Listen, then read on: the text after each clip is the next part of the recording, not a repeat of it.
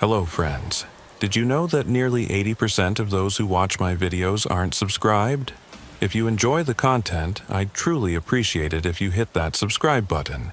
It helps a lot. Also, don't forget to leave a like and share your thoughts in the comments. Your interaction not only supports the channel's growth, but also helps these stories reach more people. Thank you all for being here. By the way, where are you watching from? Let me know in the comments.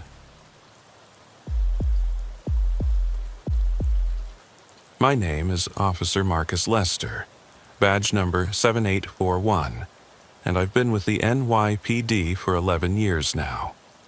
What happened in the abandoned subway tunnels beneath City Hall still wakes me up at night, sweat-soaked and reaching for my service weapon. This occurred 3 years ago, but I remember every detail like it was yesterday. It was August 15th, a Tuesday night, unbearably humid even at 11:47 p.m. when the call came in. I was working out of the 32nd Precinct with my partner, Officer Gladys Morrison. Gladys had been on the force for 15 years and was one of the toughest cops I knew. Nothing rattled her, or so I thought. Chester, our dispatcher, came through the radio with an unusual request. Unit 32-7. We've got multiple 911 calls reporting screaming from the abandoned City Hall subway station area. Callers say it sounds like someone in distress, possibly trapped. Need immediate response. The City Hall station had been closed since 1945. It was one of those forgotten pieces of New York infrastructure that urban explorers sometimes tried to access illegally. The MTA kept it locked down tight, but every few months someone would break in to take photos or just explore. Copy that, Chester. En route, I responded. The drive through Manhattan was quick at that hour. The streets were mostly empty, except for a few late-night food trucks and the occasional taxi. When we arrived at the intersection Chester had specified, we found an MTA maintenance access point. A heavy metal door set into the sidewalk that was supposed to be locked and chained. The chain had been cut with bolt cutters. Fresh cuts, too. The exposed metal hadn't even begun to rust. Someone's definitely been here, Gladys said, examining the chain. Recently, we called it in, then descended the narrow metal stairs into the maintenance tunnel. The air immediately became thick and musty. That particular underground smell of rust, dampness, and decades of accumulated grime. Our flashlights cut through the darkness, revealing a narrow corridor that led toward the old station. About 50 feet in, we heard it. A voice, definitely human, definitely in distress. It was muffled but urgent, echoing from somewhere deeper in the tunnel system. NYPD. Call out if you can hear us, Gladys shouted. The voice responded, but we couldn't make out the words. We quickened our pace, following the sound through a series of maintenance corridors. These weren't the pretty tiled sections you see in the vintage photos. This was all industrial, bare concrete and exposed pipes, with barely enough room for 2 people to walk side by side. We reached a junction where the maintenance tunnel connected to the actual abandoned station platform. The historic City Hall station was famous for its beautiful curved platform and skylights, but in our flashlight beams, it looked like something out of a nightmare. Decades of neglect had taken their toll. The once beautiful Guastavino tile arches were stained with water damage and mold. Debris littered the platform, old newspapers, bottles, the detritus of urban explorers and homeless individuals who'd managed to get in over the years. Help, please help me. The voice was clearer now, coming from the tracks.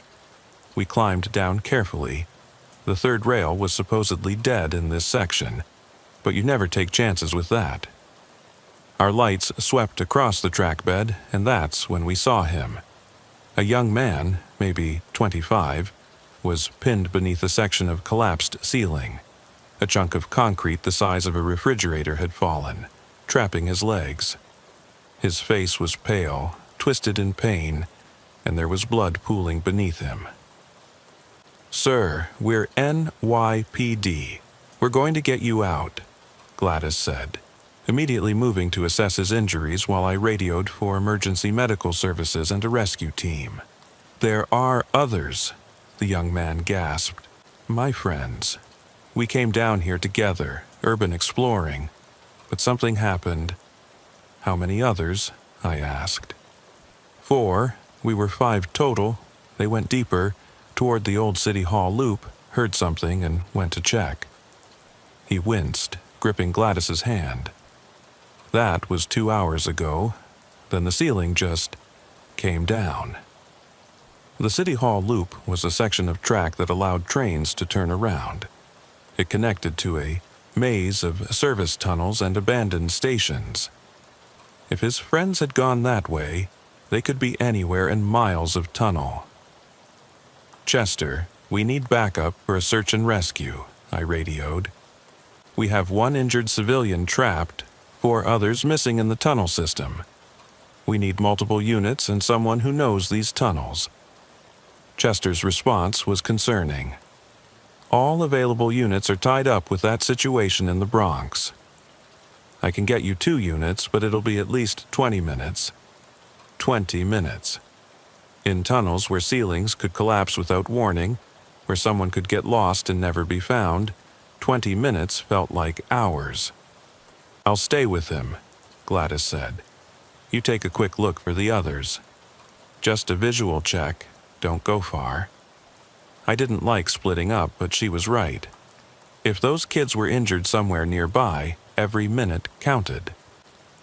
I headed toward the loop tunnel, my flashlight beam dancing across the vandalized walls.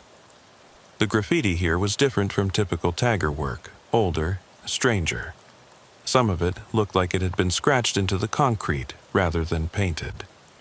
The loop tunnel was partially flooded, about 6 inches of black water covering the tracks. My boots splashed through it as I called out, "NYPD!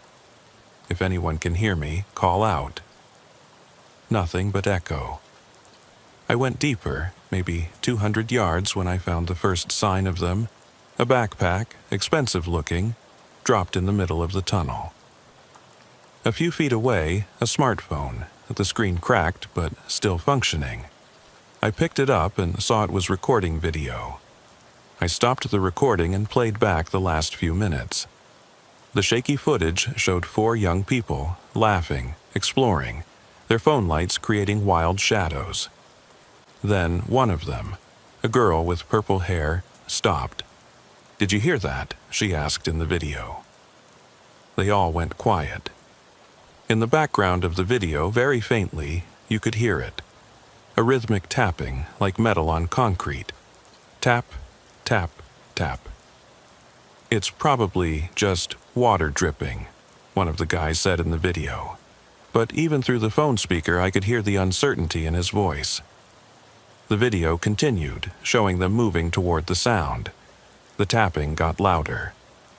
Then, the girl with purple hair screamed, the phone fell, and the video showed nothing but darkness.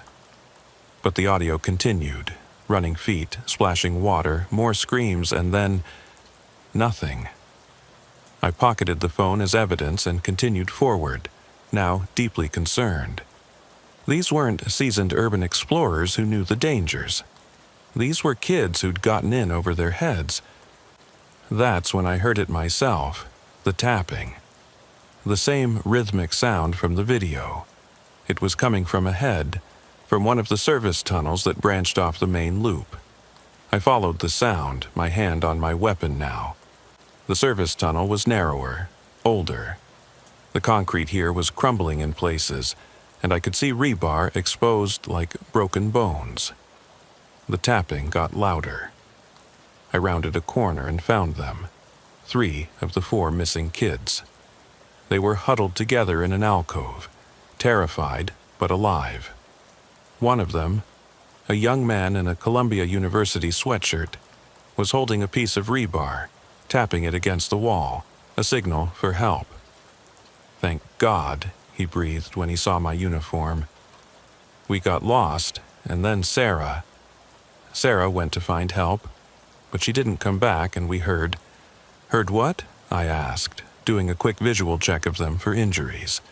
They seemed okay, just scared and cold from the water. Screaming, the girl with purple hair whispered.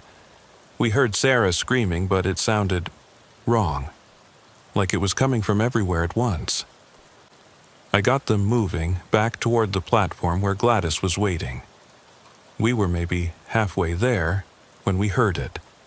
A scream, high-pitched and terrified, echoing through the tunnels. But the kids were right. There was something wrong with how it sounded. It seemed to come from multiple directions, bouncing off the walls in ways that didn't make acoustic sense. "Sarah!" one of the kids shouted. "Stay together," I ordered, trying to pinpoint where the sound was actually coming from. Then my radio crackled. "Lester!" Gladys's voice was tense. "We've got a problem. Get back here now." We moved quickly through the flooded tunnel. When we reached the platform, I saw what had alarmed Gladys. The young man we'd found trapped. He was free. The massive chunk of concrete had been moved, pushed aside like it weighed nothing. But he was unconscious, and there was more blood than before. "I didn't move him," Gladys said. "I went to check the entrance for the EMTs, was gone maybe 2 minutes. When I came back, the concrete was moved, and he was like this." "Who moved it?" I asked, though even as I said it, I knew it didn't make sense. That piece of concrete would have required equipment or several strong people to move. "That's not all," Gladys said, shining her light on the wall behind where the concrete had been. There was an opening, not a doorway, but a rough hole that had been hidden by the fallen ceiling. Through it, we could see another tunnel, one that didn't appear on any of the MTA maps I'd studied. And there was something else. Written on the wall beside the hole, in what looked like fresh blood, were the words, "She's mine now." The EMTs arrived 15 minutes later, along with 2 backup units. The injured young man was stabilized and rushed to Bellevue Hospital. The 3 kids we'd found were brought up to street level, where they gave preliminary statements while wrapped in thermal blankets, still shaking from cold and fear. But Sarah was still missing. Lieutenant Patricia Hayes arrived to take command of the scene. She was a 20-year veteran who'd worked everything from homicide to organized crime. She took one look at the hole in the wall and the blood message, and immediately called for a full tactical response team. "This isn't some urban explorer who got lost," she said. "Someone else is down here." While we waited for the tactical team, I showed Hayes the phone video. She watched it twice, her expression growing more concerned each time. "The tapping," she said. "That's a hunting technique." Someone was luring them deeper into the tunnels.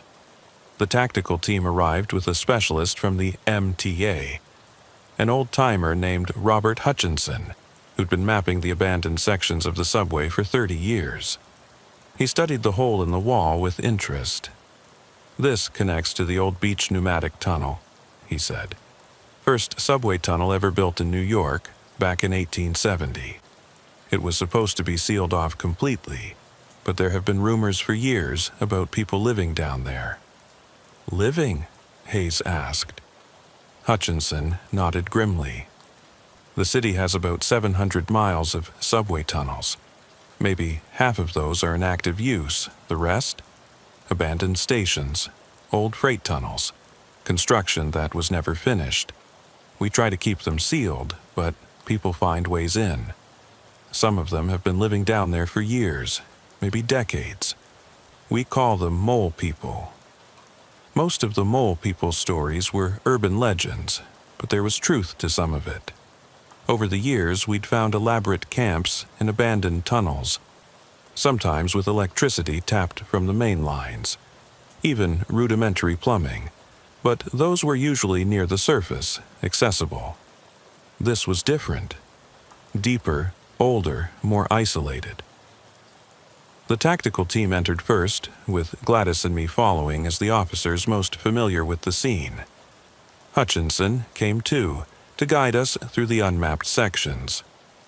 The hole led to a narrow tunnel that looked hand-carved rather than machine-cut. The walls were rough, uneven, and the floor sloped downward at an uncomfortable angle. "This isn't original construction," Hutchinson said, running his hand along the walls. "Someone dug this, probably over many years. It's connecting two tunnel systems that were never meant to be connected." We moved in formation, weapons drawn, lights creating a bubble of visibility in the oppressive darkness. The tunnel went on for maybe 100 yards before opening into a larger space, part of the original beach tunnel, according to Hutchinson. But it had been modified. The first thing we noticed was the smell: human waste, rotting food, and something else. Something metallic and sharp. Blood, but old blood, layered over time. The second thing we noticed were the modifications to the space. Sheets of corrugated metal had been used to create separate rooms or cells along one wall. Chains hung from the ceiling, some with restraints attached. "Jesus Christ," one of the tactical officers muttered. We began clearing the makeshift rooms one by one. Most were empty, but they showed signs of use. Mattresses on the floor, buckets in the corners, scratch marks on the walls. In one, we found women's clothing, torn and dirty. In another, jewelry and personal effects, wallets, phones, ID cards, dozens of them, maybe more. "Trophies," Gladys said quietly. "How long has this been going on?" I photographed everything while the tactical team continued to clear the area. In one of the ID cards, I recognized a name: Maria Rodriguez, reported missing 6 months ago. She'd been a Columbia student, last seen leaving a bar in Morningside Heights. Her case had gone cold after a week. Then we heard it. A whimper, barely audible, coming from the furthest room. The tactical team approached carefully, breaching the corrugated metal door. Sarah was inside, alive but barely conscious. She was chained to the wall, her clothes torn, a gash on her forehead still bleeding. But she was breathing, and when the EMT checked her, he said she'd probably be okay physically. The psychological trauma would be another matter. As they worked to free her, I noticed something else in the room, a notebook filled with meticulous handwriting. I gloved up and flipped through it. It was a log dating back 3 years. Names, dates, descriptions. Some entries ended with released, others ended with disposed. Maria Rodriguez's name was there. Her entry ended with disposed, flooding tunnel, waited. "We need divers in the flooded sections," I told Hayes, but we still hadn't found whoever was responsible for this. The tunnel system continued beyond the makeshift prison, and fresh footprints in the dust showed someone had fled recently, probably when they heard us coming. We pursued, following the footprints through a maze of connecting tunnels. Hutchinson tried to keep track of where we were, but even he seemed lost. These weren't on any maps, official or otherwise. Someone had spent years, maybe decades, creating their own private network beneath the city. The footprints led to a vertical shaft with a rusted ladder. The tactical team went up first, emerging into what Hutchinson identified as an abandoned Con Edison steam tunnel. The heat was oppressive, pipes hissing and groaning around us. The footprints continued, now joined by drops of blood. Whoever we were chasing had injured themselves on the rusty ladder. We followed the trail for another 10 minutes before reaching another shaft. This one leading up to a maintenance room in an active subway station. The door to the platform was open, and we emerged into the 14th Street station just as a train was pulling away. Our suspect was gone, vanished into the city above. But we had the notebook, and that was enough to start piecing together the horror of what had been happening beneath New York. The handwriting was analyzed. DNA was pulled from the living space, and within 48 hours, we had a name. William Carver, 57, a former MTA employee who'd been fired in 2018 for inappropriate behavior toward female colleagues. Carver had used his knowledge of the tunnel system to create his own underground kingdom. He'd been abducting women for at least 3 years, keeping them in his makeshift prison, and when he was done with them, disposing of the bodies in the flooded tunnels. The dive teams found 8 bodies in the flooded sections. 8 women who'd been reported missing over the past 3 years. Their cases gone cold, their families left wondering. We put out a citywide bolo for Carver, but he'd vanished. His apartment in Queens had been abandoned for months, neighbors said. He'd been living entirely underground, like some kind of urban predator, surfacing only to hunt. 3 days later, transit police spotted someone matching Carver's description entering the Canal Street station at 3 a.m. By the time units responded, he'd disappeared into the tunnels again. But now we knew he was still down there, still using the tunnel system. What followed was the largest manhunt in the history of the New York subway system. We had teams searching around the clock, using thermal imaging, drones, and dogs. The MTA shut down entire sections of track to allow us to search safely. But Carver knew those tunnels better than anyone. He'd spent years learning every passage, every hiding spot, every escape route. On the 5th day of the search, we got a break. A maintenance worker reported hearing strange noises from a supposedly sealed tunnel near Grand Central. We responded with a full tactical team and found another hideout, smaller than the first, hastily constructed. There were signs Carver had been there recently, including fresh food wrappers and a still-warm sleeping bag. But more disturbing, we found maps. Detailed, hand-drawn maps of the entire underground system, including tunnels that the MTA didn't even know existed. Carver had been mapping the underworld of New York for decades, finding forgotten passages, creating new ones, building an entire network that only he fully understood. On one of the maps, he'd marked several locations with red X's. We checked the first one and found human remains, skeletal, probably decades old. The second had more recent remains. By the time we'd checked all 7 marked locations, we'd found evidence of at least 15 more victims, some dating back to the 1990s. Carver had been doing this for much longer than 3 years. He'd been hunting in the tunnels for possibly 3 decades, perfecting his technique, learning to avoid detection. The women he'd grabbed were carefully chosen. People who wouldn't be immediately missed, whose disappearances could be explained away. Sex workers, drug addicts, runaways, and occasionally, like with Sarah and Maria, students who made the mistake of going out alone. We also found journals, different from the logbook. These were Carver's personal writings, and they were deeply disturbing. He wrote about the tunnels like they were alive, like they spoke to him. He believed he was meant to live down there, that the surface world had rejected him, but the tunnels had embraced him. He saw himself as some kind of underground king, and the women he took as subjects in his realm. One entry, dated just a week before we'd found his first hideout, was particularly chilling. They think they know these tunnels, but they know nothing. I am the tunnels now. I am in the walls, in the darkness between the tracks. They will search, but they will find only what I allow them to find. The deep places are mine, and I will return to them when the hunt above grows cold. The city forgets quickly. It always has. The manhunt continued for 2 more weeks. Every available officer was pulling overtime, and the FBI had joined the search. The media was calling Carver the Tunnel Terror, and the story had gone national.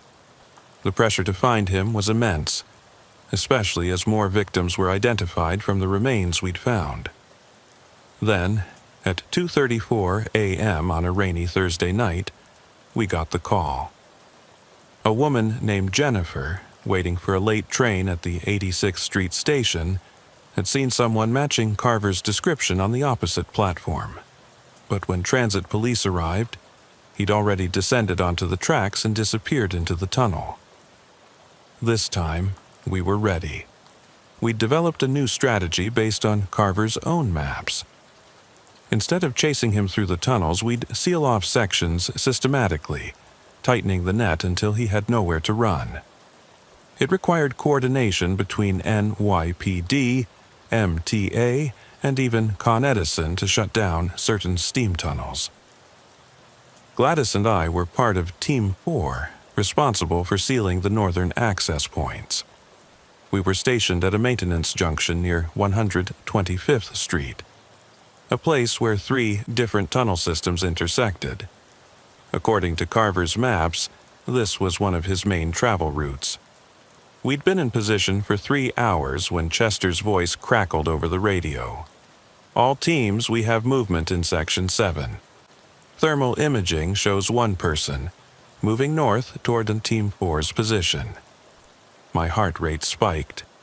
After 3 weeks of searching, we might finally have him. Team 4 ready, Gladys responded. We have eyes on all 3 tunnel entrances. We waited in the darkness, lights off to avoid alerting him. The junction was lit only by the dim emergency lighting, casting long shadows across the concrete walls. I could hear my own breathing, the distant rumble of trains on active tracks, and then footsteps. Slow, careful footsteps echoing from the eastern tunnel. Gladys and I exchanged glances.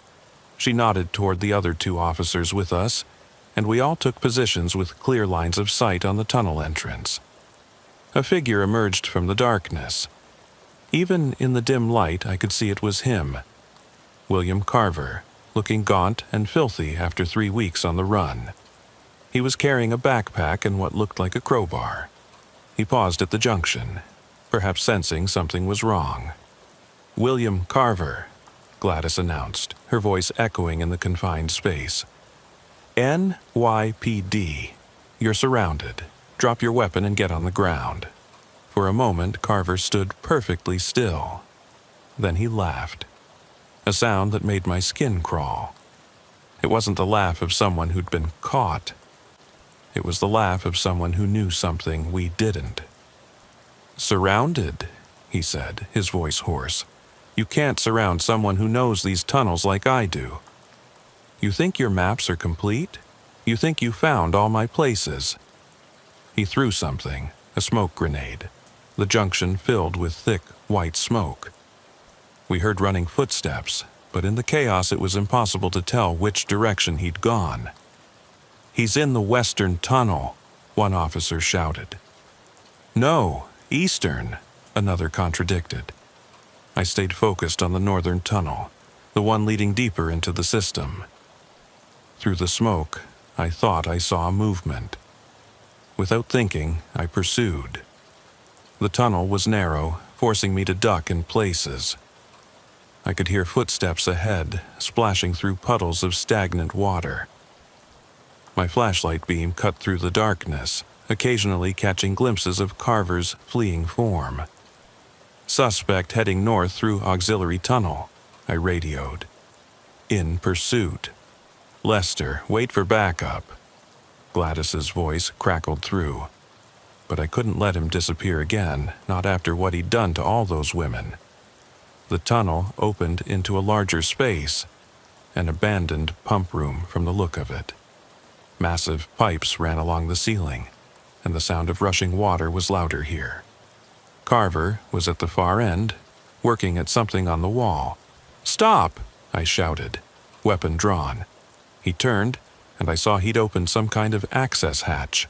Behind it was another tunnel, but this one was different. It looked older, carved from solid rock rather than constructed with concrete. You don't understand, he said. I didn't start this. I just found it. There have been others like me for decades, maybe longer. The tunnels, they change people. They show you things. Put your hands where I can see them, I ordered, moving closer. Did you find them all? He asked. All my girls? Or just the recent ones? His smile was sickening.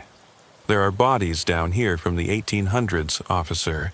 The tunnels have always been hungry. You're sick, I said. Am I? Or am I just honest about what this city really is? You police the surface, but down here, different rules apply. Down here, the strong take what they want. It's been that way since they built these tunnels. Construction workers who disappeared, immigrants who vanished, and now, my girls. I heard backup arriving behind me. Gladys and the others entering the pump room.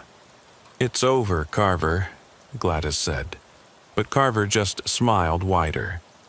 You know what the oldest maps call this area? The tombs. Because they built it on top of an old cemetery. Native American, then Dutch, then whoever came after. Layers and layers of dead. And we built our city on top of them.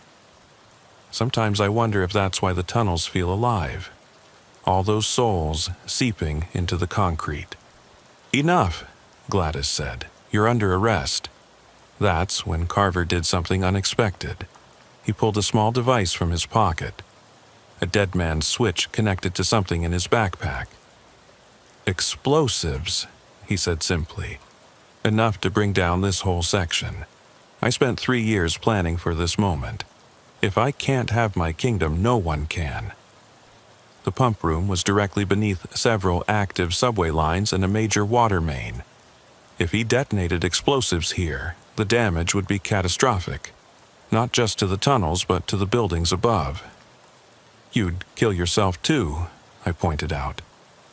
I'm already dead, he replied. Have been, since the day they fired me, took away my life's work. The tunnels gave me purpose again. They showed me what I really was. What about all those innocent people above? Gladys asked. In the buildings, on the streets? Carver shrugged. The city demands sacrifices, always has. I'm just more honest about it. We were at a standoff. If we shot him, his hand would release the trigger. If we rushed him, same result. And every second we waited, more civilians were at risk. It was rush hour above, thousands of people traveling through the stations overhead. Then I remembered something from his journals. You said the tunnels spoke to you, I said, slowly lowering my weapon. What did they tell you? His eyes lit up with a fanatic's fervor. They told me I was chosen, that I was meant to be down here, to be part of something ancient. And if you blow it up, if you destroy the tunnels, for the first time, uncertainty flickered across his face. They're your home, I continued. You said it yourself. You are the tunnels now. Would you really destroy the only place that accepted you? His hand wavered on the dead man's switch. The surface world rejected you, I said, taking a careful step forward. But the tunnels didn't. Don't destroy them out of anger at us. I could see him thinking, wrestling with the contradiction. His identity was so tied to the tunnels that destroying them would be destroying himself. Not just killing himself, but erasing everything he'd become. You could show us, I said, all those unmapped places, the history nobody else knows. Your knowledge would be preserved. It was manipulation, pure and simple, playing on his ego, his need to be important. But it was working. His grip on the switch was loosening. They'd put me in a cell, he said. Yes, I admitted, but you'd be alive. And your story, the tunnel's story, would be told. For a long moment, nobody moved. The only sound was the rush of water through the pipes above us. Then, slowly, Carver set down the dead man's switch. The arrest was swift. Gladys had him in cuffs before he could reconsider. The bomb squad confirmed the explosives were real, enough C4 to cause a significant collapse. Carver had probably stolen it over his years working for the MTA, squirreling it away for this final contingency. As we let him out, Carver turned to me. "You want to know the truth, Officer Lester?" "The real truth?" I didn't respond, but he continued anyway. "I'm not the first, and I won't be the last. The tunnels call to certain people. Maybe it's the isolation, maybe it's the darkness, or maybe there really is something down there, something that's been here longer than the city. You felt it, didn't you? The weight of all that earth above you, the sense that the tunnels go on forever, that you could lose yourself down there and never be found. You're going away for a long time," I said. "Am I? Or will I disappear like the others?" "Check your records, officer. Every few decades, someone like me is caught. And every few decades, they vanish from custody, transferred to facilities that don't exist, or simply disappearing from their cells. The city protects its secrets." He was rambling, I told myself. The desperate fantasies of a serial killer trying to seem more important than he was. But later, when I did check the records, I found disturbing gaps. Suspects arrested in tunnel-related crimes who simply vanished from the system. Paperwork that led nowhere. Cases that were sealed without explanation. William Carver was formally charged with 18 counts of murder, 23 counts of kidnapping, and numerous other charges. The trial was set for 6 months later, and in the meantime, he was held at Rikers Island in solitary confinement, both for his own protection and for the safety of others. During those 6 months, I couldn't shake what he'd said. So I started digging into the history of the New York subway system, particularly the crimes that had occurred in the tunnels over the decades. What I found disturbed me more than I cared to admit.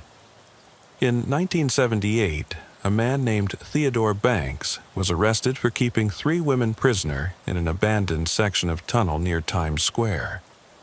The case files described a setup remarkably similar to Carver's. Makeshift cells, chains, trophies from victims. Banks was convicted and sentenced to life in prison. But in 1981, he was supposedly transferred to a federal facility upstate. The problem was that facility had no record of ever receiving him. Theodore Banks had simply vanished from the system. In 1954, police found the bodies of 7 women in a sealed tunnel beneath Greenwich Village. The killer, identified as Marcus Webb, a former sandhog who'd helped build the tunnels, was arrested but never made it to trial. Official records said he'd committed suicide in his cell, but the coroner's report was missing, and 3 officers who'd been on duty that night gave conflicting accounts of what happened. In 1931, during the construction of the IND lines, a series of disappearances plagued the work crews. A foreman named Patrick O'Sullivan was eventually caught keeping workers prisoner in off-limits sections of the tunnel. He claimed he was feeding the tunnels, and that if he stopped, the entire system would collapse. O'Sullivan died in custody before he could be tried.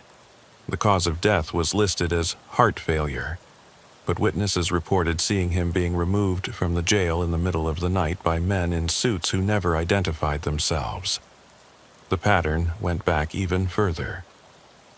Before the subway, when New York's underground was just sewers and utility tunnels, there were stories. Workers who went missing. People who claimed to hear voices in the pipes. And always, someone who seemed to be orchestrating disappearances from within the system itself. I brought my findings to Lieutenant Hayes, expecting her to dismiss them as coincidence or conspiracy theory. Instead, she closed her office door and told me something that still haunts me. "There's a task force," she said quietly. "Has been since the 1950s, completely off the books. They monitor the tunnels, track these incidents, and sometimes, when someone like Carver is caught, they make decisions about what happens next." "What kind of decisions?" I asked. "The kind that prioritize the stability of the city over justice," she replied. 8 million people live above those tunnels, Lester. What would happen if they knew that every few decades someone like Carver emerges? That the tunnels themselves seem to create these predators? There would be panic. So, they just make them disappear? Hayes shrugged. I don't know the details. I don't want to know, but Carver won't make it to trial. He'll be transferred, or he'll have an accident, or he'll simply vanish. And in a few months, everyone will forget. The city always forgets. I wanted to argue, to insist that justice be done properly. But part of me understood the brutal logic of it. The story of the tunnel terror had already caused a 30% drop in subway ridership. People were afraid to use the system that the entire city depended on. If the full truth came out, that this had been happening for over a century, that there was something about the tunnels themselves that seemed to breed these killers, what then? 2 weeks before the trial was set to begin, I got the call. William Carver had been found dead in his cell. The official cause was suicide. He'd somehow managed to hang himself despite being on suicide watch, despite the cameras, despite the round-the-clock monitoring. The media barely covered it. The city moved on. But Gladys and I knew the truth. Or at least, we knew there was a truth being hidden. The dive teams continued to find bodies in the flooded tunnels for another month. The final count was 31 victims, spanning nearly 30 years. Each one was properly identified, their families notified, and cases closed. Sarah, the urban explorer we'd rescued, made a full physical recovery, though she needed extensive therapy for the trauma. She moved back to her parents' house in Ohio and, as far as I know, never returned to New York. The tunnels where Carver had built his kingdom were sealed, this time with reinforced concrete barriers and modern surveillance equipment. The MTA implemented new security protocols, including regular sweeps of abandoned sections and better tracking of terminated employees with tunnel access. But sometimes late at night when I'm on patrol, I think about what Carver said, about the tunnels calling to certain people, about the patterns that go back decades, maybe centuries, about the task force that Hayes mentioned, still out there, still watching, still making people disappear when necessary. A year after Carver's death, Gladys retired early. She said she couldn't do it anymore, couldn't walk the streets knowing what was beneath them. She moved to Arizona, about as far from any subway system as she could get. We talked on the phone occasionally, and she told me she still had nightmares about the tunnels.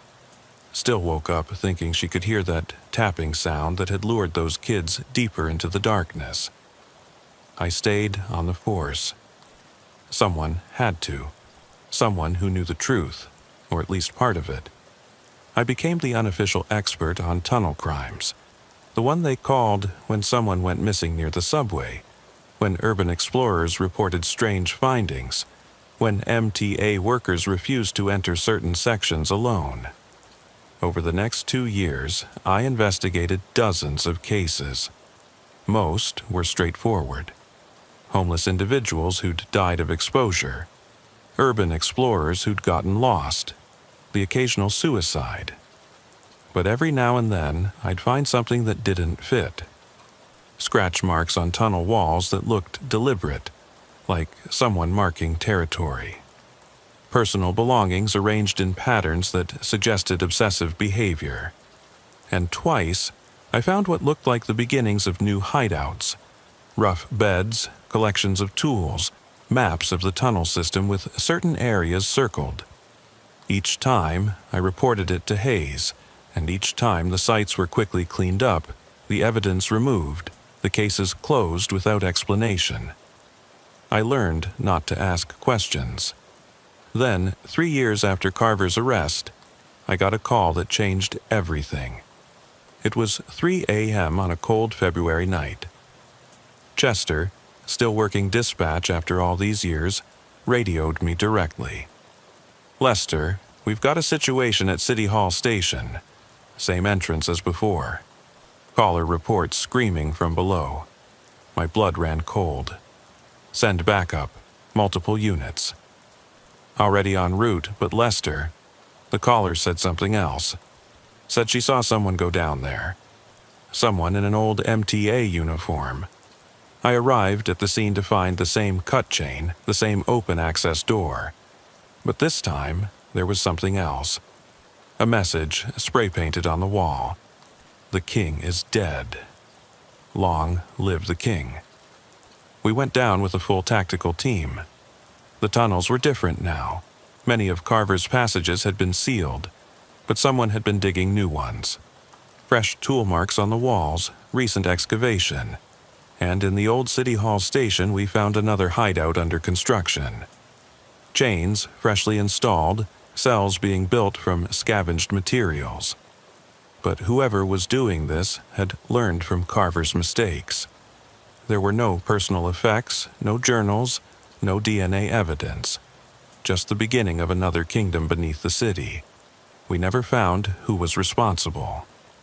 The construction stopped after we discovered it, but I knew it was just a matter of time.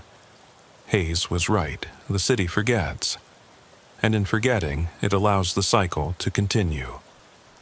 I'm writing this now because I'm retiring next month. 30 years on the force is enough. I've seen too much, know too much. The weight of it is crushing me. Every time I hear about a missing person, I wonder if they're in the tunnels.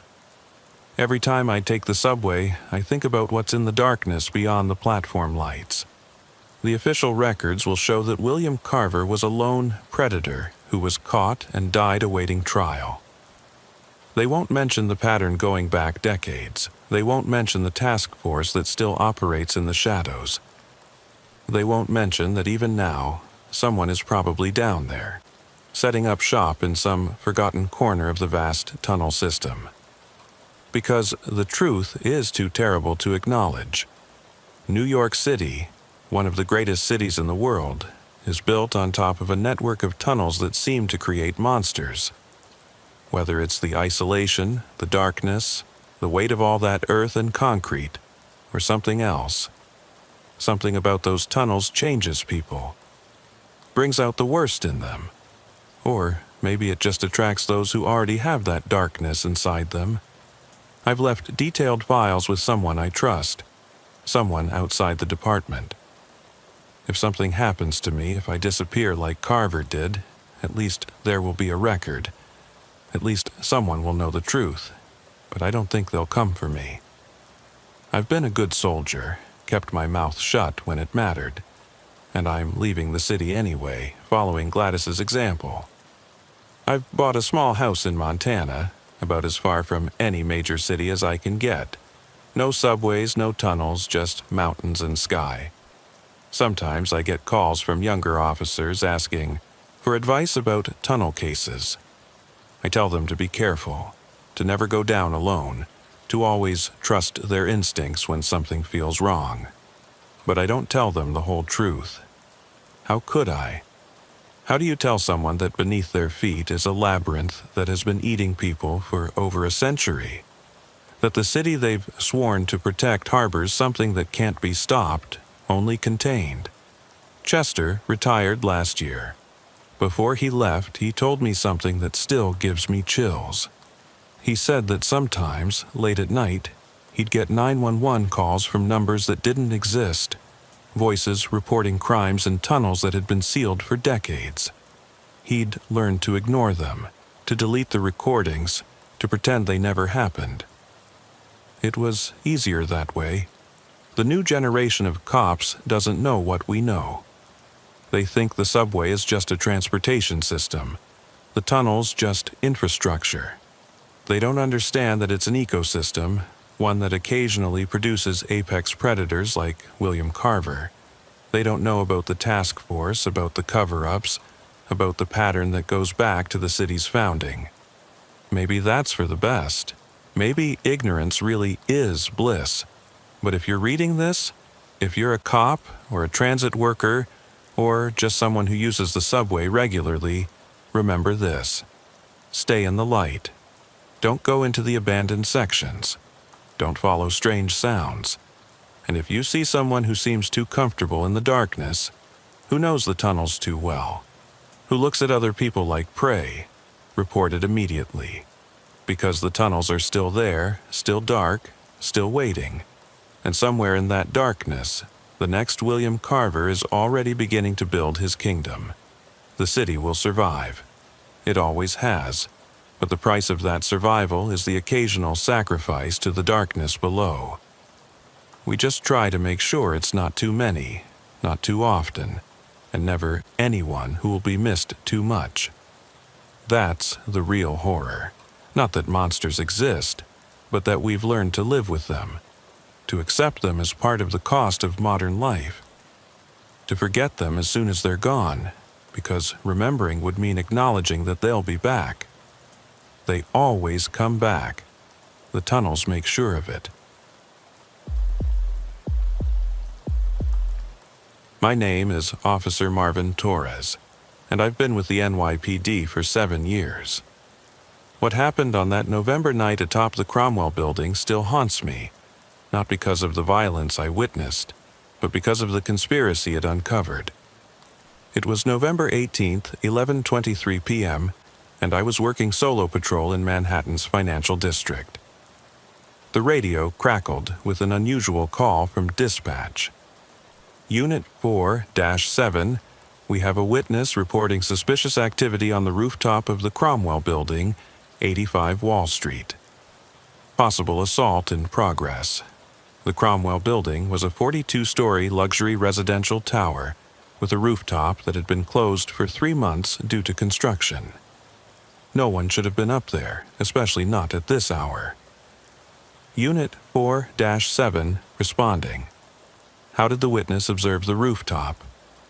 Witness is Beatrice Coleman, residing at 90 Wall Street, Unit 3902. Says she has a clear view from her apartment window. I arrived at the Cromwell to find Frank Patterson, the night security guard, adamant that no one had accessed the roof. I've got the only working key card, he insisted, showing me the access log. See? No entries since 5 p.m. when the construction crew left.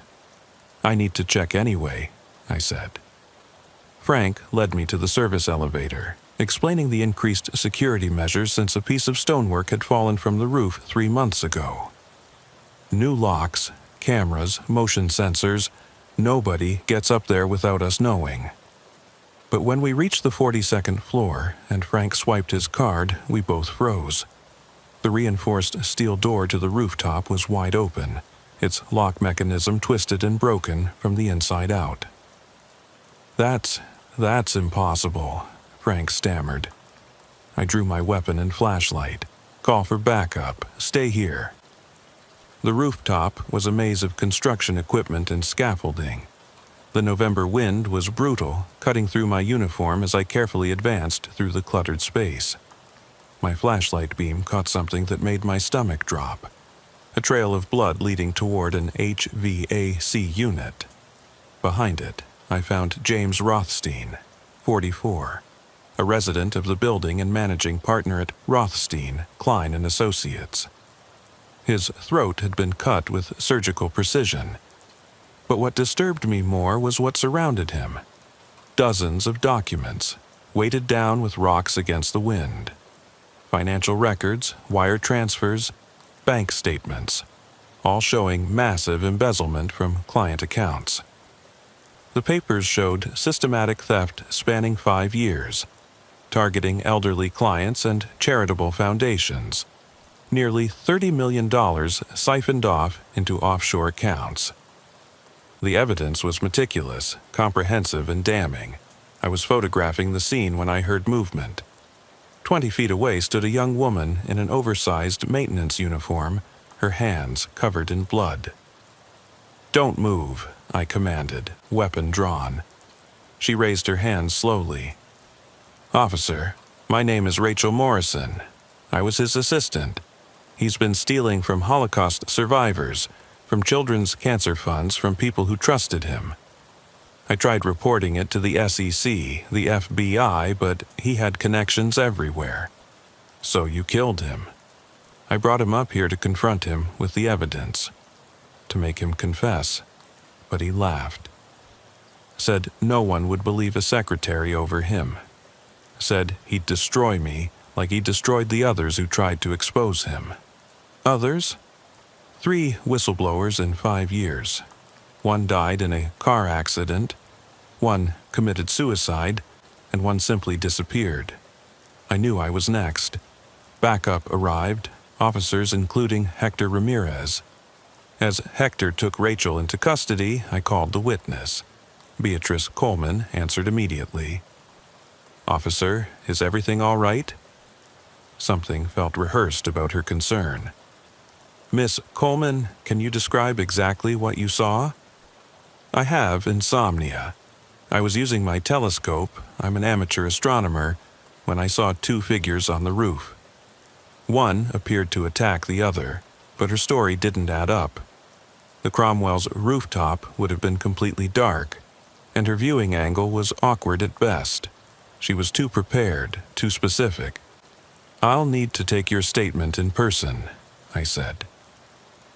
At her apartment, Beatrice showed me the telescope positioned perfectly to view the Cromwell's roof. Then she handed me something unexpected, a burner phone.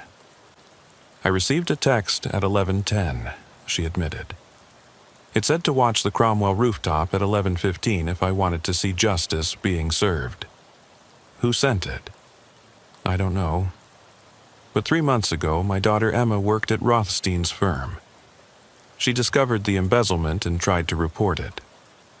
2 weeks later, she died in a subway accident. Pushed onto the tracks, witnesses said, though no one saw who did it. The case went cold. You think Rothstein was involved? I know he was. Emma had recorded conversations, gathered evidence. It all disappeared from her apartment after she died. Back at the precinct, Rachel Morrison's story checked out. The financial documents were authentic, showing an elaborate embezzlement scheme. The FBI's Financial Crimes Division took over, and what they found was staggering.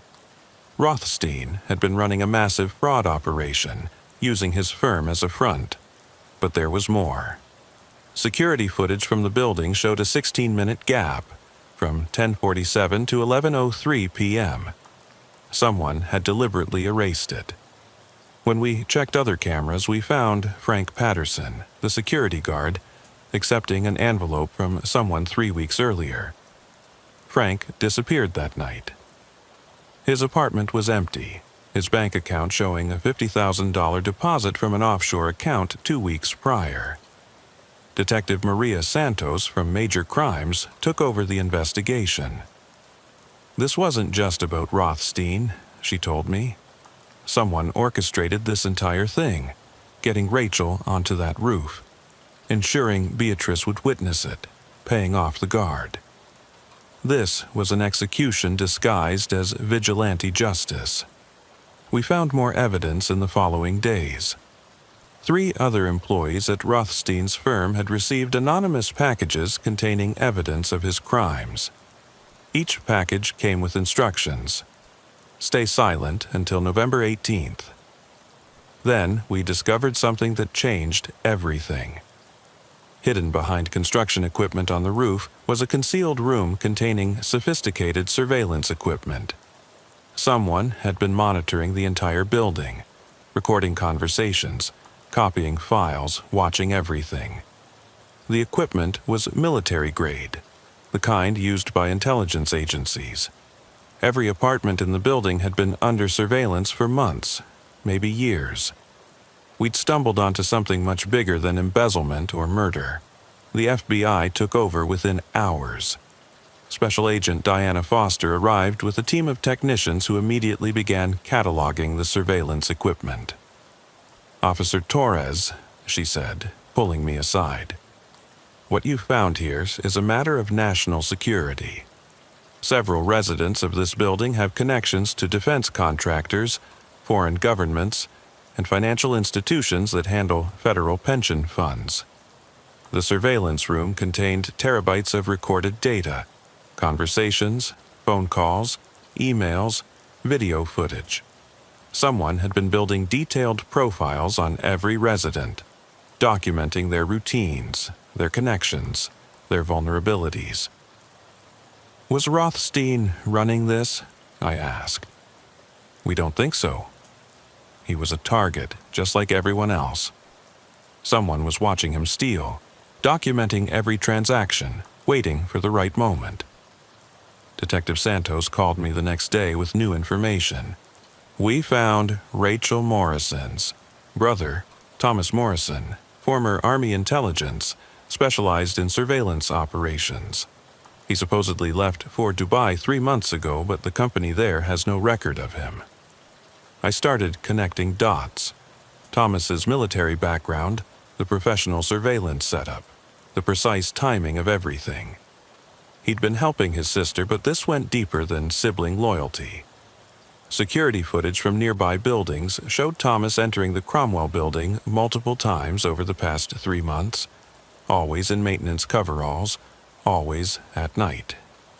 He'd been mapping the building, learning its weaknesses, installing equipment. But the real breakthrough came when we tracked the serial numbers on the surveillance equipment. It had been purchased by a shell company called Vector Security Solutions. The company existed only on paper, but its funding traced back through multiple offshore accounts to a surprising source: a non-profit organization called the Manhattan Justice Foundation.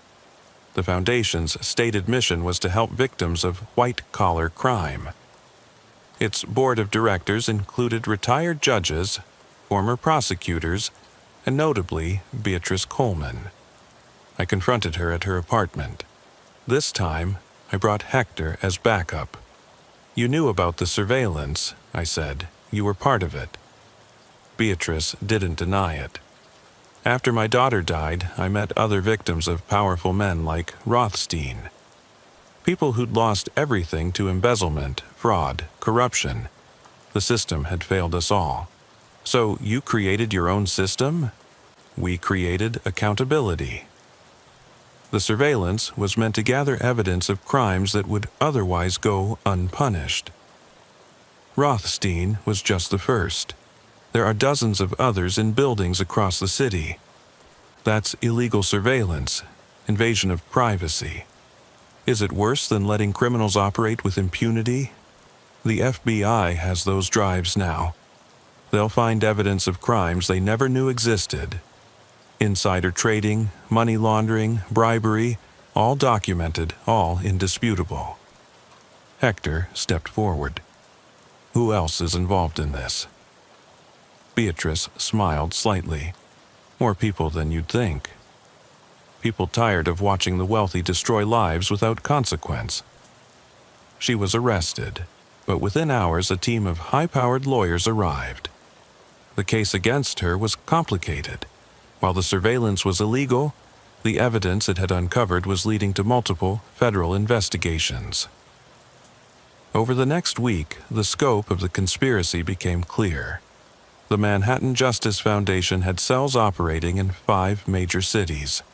They recruited people with military or intelligence backgrounds, people who'd lost family members to white-collar crime, people with access to buildings and security systems.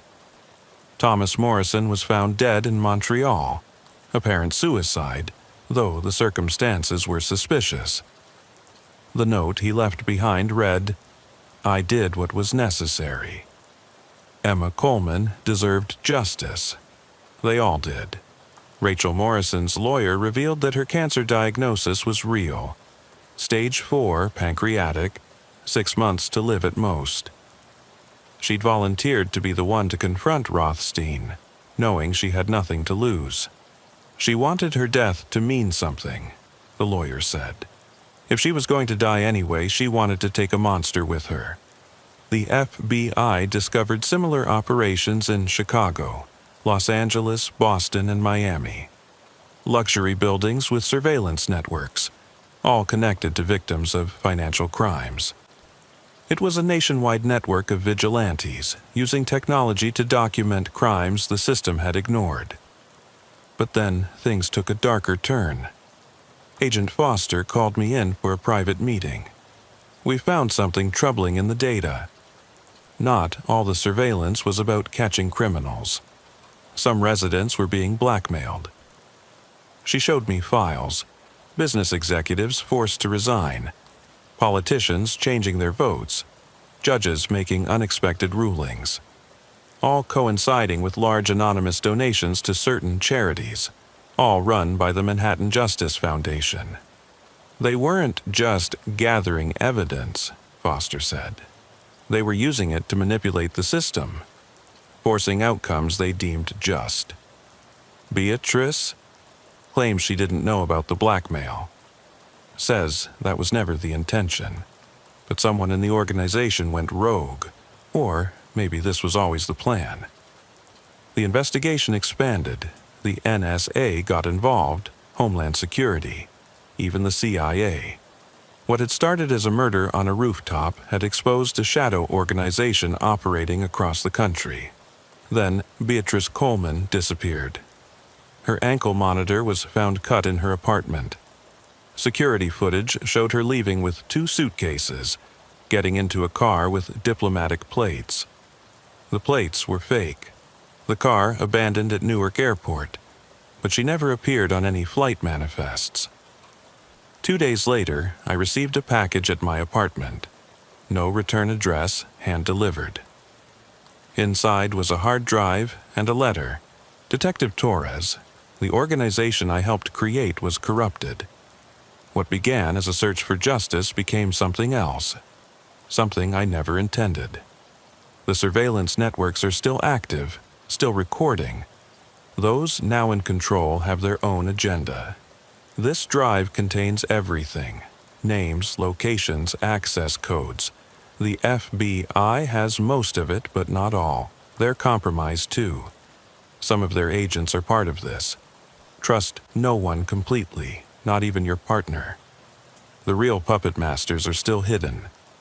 Look for the name Victor Cross. BCI turned the drive over to Agent Foster, but kept copies of certain files. Call it insurance or paranoia. But something about Beatrice's warning stuck with me. A week later, Foster told me the investigation was being classified. National security, she said. Too sensitive for public knowledge. What about the victims? The families who lost everything?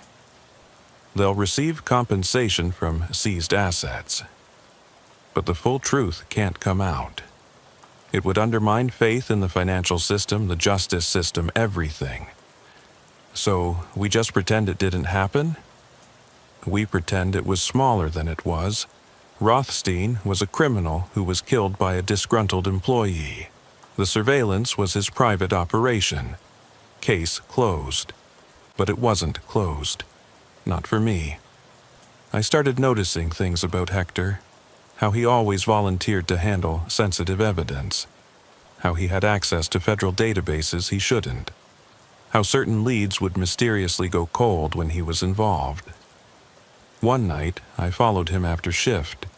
He drove to a building in Midtown, used a key card to enter through a service entrance. The building housed several federal agencies, including an NSA satellite office. When I ran a deep background check using sources outside NYPD, I found gaps in his history. His military service record was partially classified.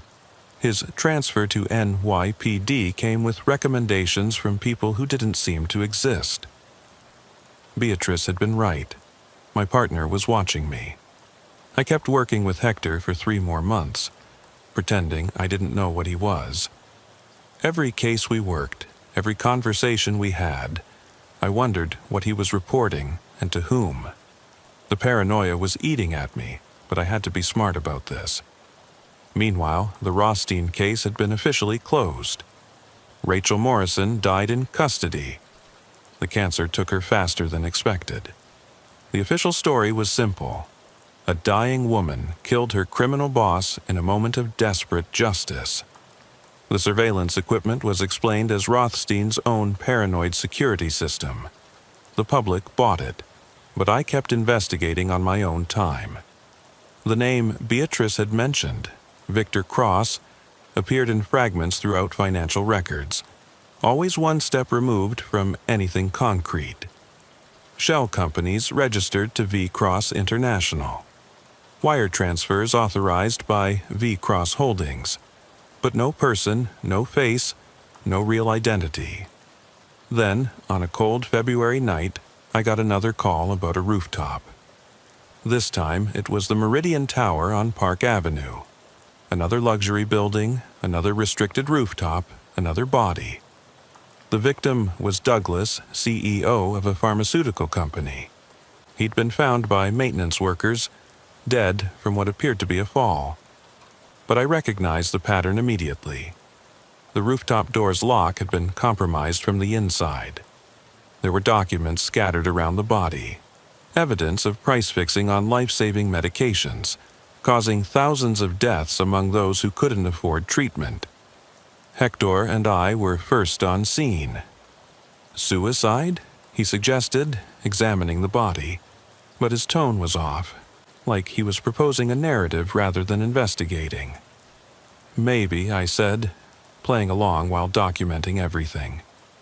The maintenance worker who'd found the body was nervous, sweating despite the cold. I wasn't supposed to be up here, he admitted, but I got a text saying there was an emergency repair needed. Who sent it? I don't know. The number's not in our system. Another orchestrated discovery. Another witness guided to the right place at the right time. That's when I found it. A small surveillance camera hidden in an air vent, positioned to record the entire rooftop. It was the same model we'd found at the Cromwell building. Hector, I called. Look at this. But when I turned, he was on his phone, speaking quietly. He ended the call quickly when he saw me watching. FBI is on their way, he said. This is their jurisdiction now. Since when do we call the FBI for a potential suicide? Since it involves a CEO under federal investigation. He paused. You didn't know? Douglas was about to be indicted. This saves everyone a lengthy trial. Agent Foster arrived within 20 minutes. Too fast for a normal response. She'd been waiting for this call. Detective Torres, she said, pulling me aside while her team took over the scene. We need to talk. She led me to a corner of the rooftop, away from everyone else. We know you've been investigating on your own, she said. We know about the copies you made of Beatrice Coleman's files. My hand instinctively moved toward my weapon, but she raised her hand peacefully. Relax, we're not here to arrest you. We need your help. With what? Finding Victor Cross. Or rather, understanding what Victor Cross really is. She pulled out a tablet, showing me surveillance footage from various buildings around the city.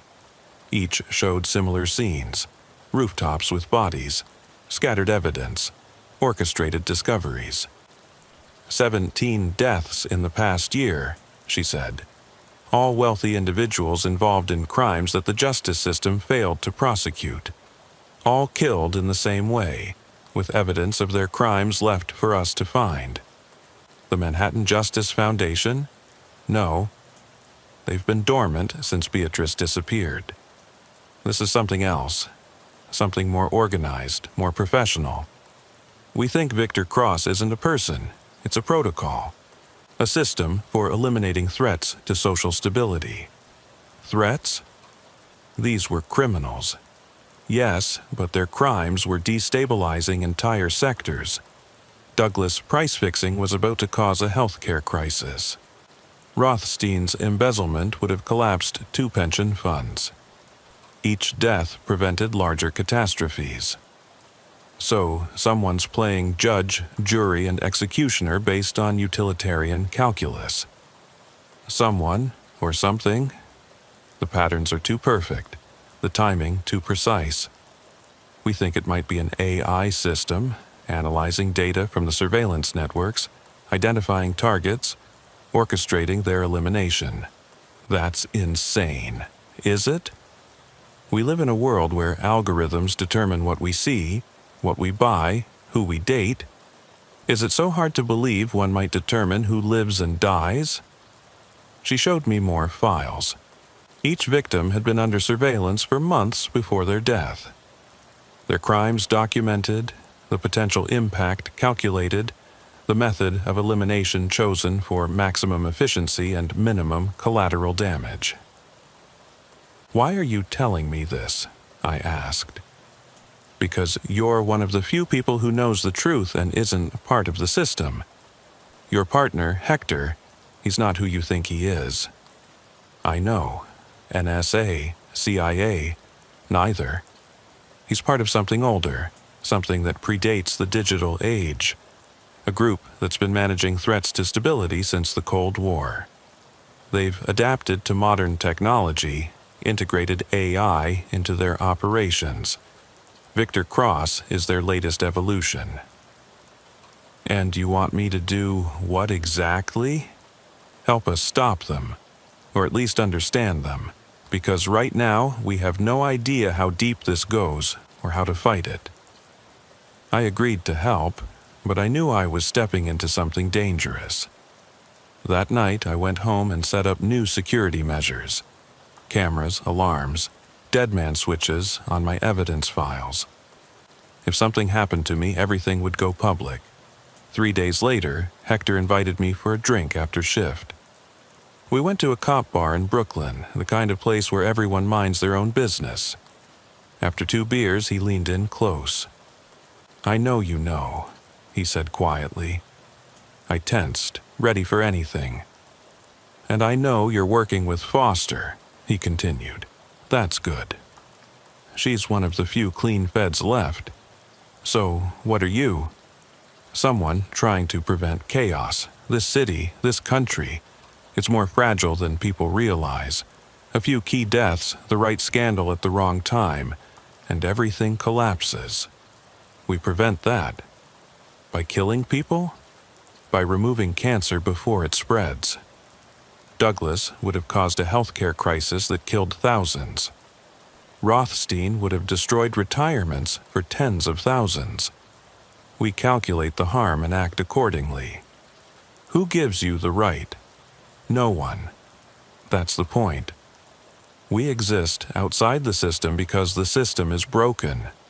Courts can be bought, politicians can be corrupted, but mathematics doesn't lie. The greatest good for the greatest number. And Victor Cross," he smiled.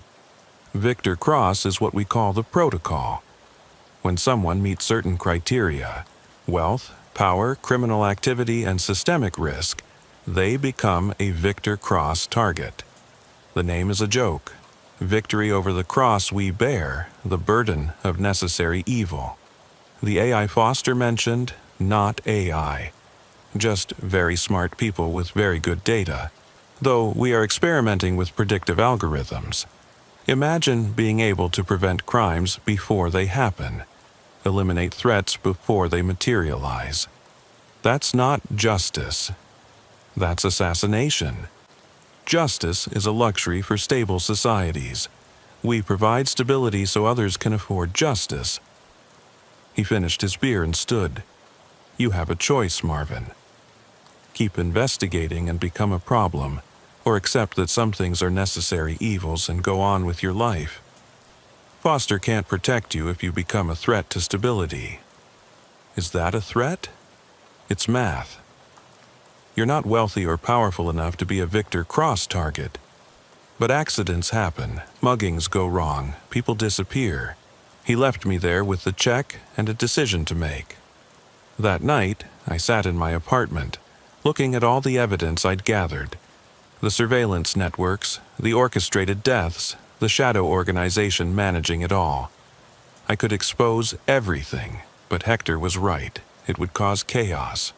Or I could stay quiet and let the killing continue. I made my choice that night. I would keep investigating, but smarter, more carefully. If there really was a shadow organization eliminating threats to stability, I needed to understand it fully before acting.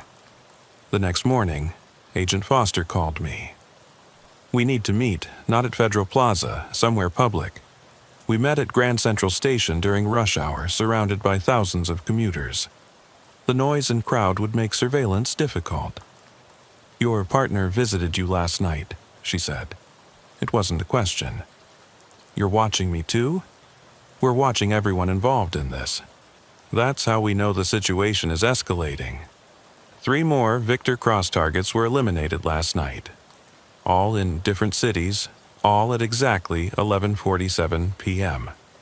The same time Rothstein died. They're accelerating their timeline. Something big is coming. She handed me a folder. Inside were profiles of dozens of wealthy individuals, all involved in various crimes. Next to each name was a percentage: 87%, 72%, 91%. Probability of becoming a Victor Cross target, she explained. Our analysts reverse-engineered their selection criteria. These people will likely die within the next month unless we stop this. Why not arrest them for their crimes instead? With what evidence? Most of what we have came from illegal surveillance. It wouldn't hold up in court. That's the genius of the Victor Cross Protocol. They know the legal system's limitations. I studied the list. Some names I recognized from headlines. A pharmaceutical executive, a hedge fund manager, a city planning commissioner. All people who'd been accused but never convicted of serious crimes. There's something else, Foster said. Beatrice Coleman made contact. My head snapped up. She's alive? Very much so. She sent us a message through encrypted channels. She wants to meet with you specifically. Tonight. Roosevelt Island, the abandoned smallpox hospital ruins. That's a trap. Maybe. But she included information only she could know. Details about the surveillance networks we haven't made public. She says she knows how to stop Victor Cross. That night, I went to Roosevelt Island alone, against Foster's advice. The abandoned hospital was a crumbling Gothic structure, off limits to the public but popular with urban explorers. I found Beatrice in what used to be the main ward, standing by a glassless window overlooking the East River. "Detective Torres," she said without turning. "Thank you for coming. Everyone thinks you're dead." A necessary fiction. The organization needed to believe they'd eliminated me as a threat. She turned, and I saw she'd aged years in months. "I've been investigating from the shadows, just like you. Foster says you know how to stop Victor Cross. Not stop. Expose. There's a difference." She pulled out a tablet. Victor Cross isn't just one organization, it's 3. Sometimes working together, sometimes in competition. Government, corporate, and criminal. Each has their own criteria for elimination, their own methods. She showed me a complex diagram. Names, connections, financial flows. The government faction, which your partner belongs to, focuses on national security threats. The corporate faction eliminates those who threaten economic stability. The criminal faction is the most interesting. They're actually former law enforcement, judges, prosecutors who got tired of seeing justice denied. 3 separate groups, all killing people. All using the same protocol, the same name. It provides cover, confusion. If one faction is exposed, the others continue, like a hydra. How do we expose them? We don't. We make them expose each other. She pulled up another screen. Each faction has been documenting the other's activities, gathering blackmail material. They maintain détente through mutual assured destruction. But what if that balance was disrupted? She showed me a list of upcoming targets. One name stood out: Judge Harold Brennan, scheduled for elimination in 3 days. Brennan is corrupt, taking bribes from human traffickers, Beatrice explained. The criminal faction wants him dead, but he's also a government asset, feeding information to the NSA. If he dies, the government faction will retaliate. You want to start a war between them? I want them to destroy each other. In the chaos, evidence will surface. The public will learn the truth. People will die. People are already dying. At least this way, it ends. I thought about Hector's warning, Foster's investigation, the growing list of bodies on rooftops. What do you need from me? Access to police communications. When Brennan dies, the first responders need to find specific evidence, documents that implicate the government faction. I've already arranged for similar evidence about the criminal faction to surface at Federal Plaza. Foster is compromised. She's not part of Victor Cross, but her superiors are. They're using her investigation to identify threats to their operation. Everything suddenly made terrible sense. Foster's quick responses, her detailed knowledge, her inability to make arrests. She was being played just like I was. If I do this, the city will explode. Cops against feds, feds against criminals, everyone pointing fingers. And in that chaos, the surveillance stops, the killing stops, and maybe real justice has a chance. I took the tablet with the evidence. 3 days, 11:47 p.m., 3 days from now, be ready. I left Roosevelt Island with the weight of the decision crushing me. I could prevent a war between shadow organizations, or let it happen and hope the truth would set the city free. The next day, I watched Hector more carefully. He was nervous, checking his phone constantly, having hushed conversations. Something was coming, and he knew it. 2 days before Brennan's scheduled death, another body appeared on another rooftop. This time, it was a banker involved in money laundering for cartels. But something was different. The evidence left behind implicated other bankers, politicians, even police officers. Someone was accelerating the exposure. Foster called an emergency meeting. Someone's hijacking the Victor Cross protocol. The factions are getting nervous, suspicious of each other. We need to move now. But I knew it was Beatrice. She wasn't waiting for Brennan's death. She was creating chaos early, forcing the factions to act. That night, Hector confronted me again. Whatever you're planning with Beatrice Coleman, stop. You don't understand what you're about to unleash. Mass surveillance? Targeted assassination? That's already unleashed. Controlled, managed. What she wants is anarchy. Thousands will die in the chaos. As opposed to the hundreds dying now, those hundreds prevent millions from suffering. Every Victor Cross target is chosen because their continued existence threatens stability. We're surgeons removing cancer. You're murderers with a god complex. He pulled out his gun, though he didn't point it at me. I don't want to hurt you, Marvin, but I will if you force me. The protocol is clear. Anyone who threatens to expose the operation becomes a target. Then do it. Add another body to another rooftop. He hesitated, and in that moment I saw the conflict in his eyes. He believed in what he was doing, but he also knew it was wrong. You have 12 hours, he said finally. Disappear. Leave the city, leave the country if you can. After that, you're a target. He left, and I knew I'd never see him again. At least, not as partners. I had 12 hours to make a choice, run and live, or stay and probably die. But there was a third option. I could accelerate Beatrice's plan.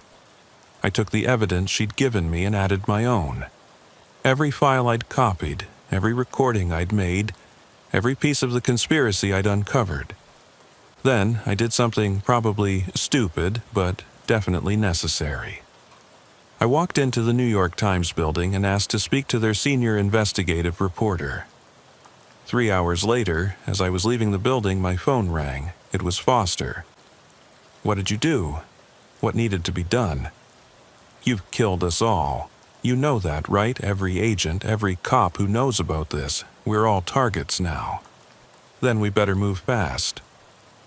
The story broke online at 11:47 p.m., exactly 72 hours before Judge Brennan was supposed to die. "Shadow Organization conducts assassination campaign in major cities," the headline read. Within an hour, it was everywhere. The response was immediate and chaotic. The FBI raided buildings across the city. The NYPD arrested 3 federal agents. A judge issued warrants for CEOs who'd supposedly been dead for months. The surveillance networks were exposed. The Victor Cross protocol leaked. The 3 factions turned on each other exactly as Beatrice had predicted. Hector disappeared that night. His apartment was cleaned out. His records erased. Officially, he'd never existed. Foster was found dead 2 days later. Officially a suicide, but we all knew better. Judge Brennan survived. He was arrested instead of assassinated, and his testimony exposed even more of the conspiracy. Beatrice Coleman was never found, despite a worldwide manhunt. Sometimes I wonder if she ever really came back, or if that meeting on Roosevelt Island was with someone else entirely. The official death toll from the Victor Cross scandal was 47. People eliminated by the protocol over 3 years. The unofficial toll was probably 3 times that. The collateral damage from the exposure, suicides, disappearances, mysterious accidents, added dozens more. But the surveillance networks were dismantled. The killings stopped. The shadow organizations were exposed and scattered. It wasn't perfect justice, but it was better than the alternative. I resigned from the NYPD the day after the story broke.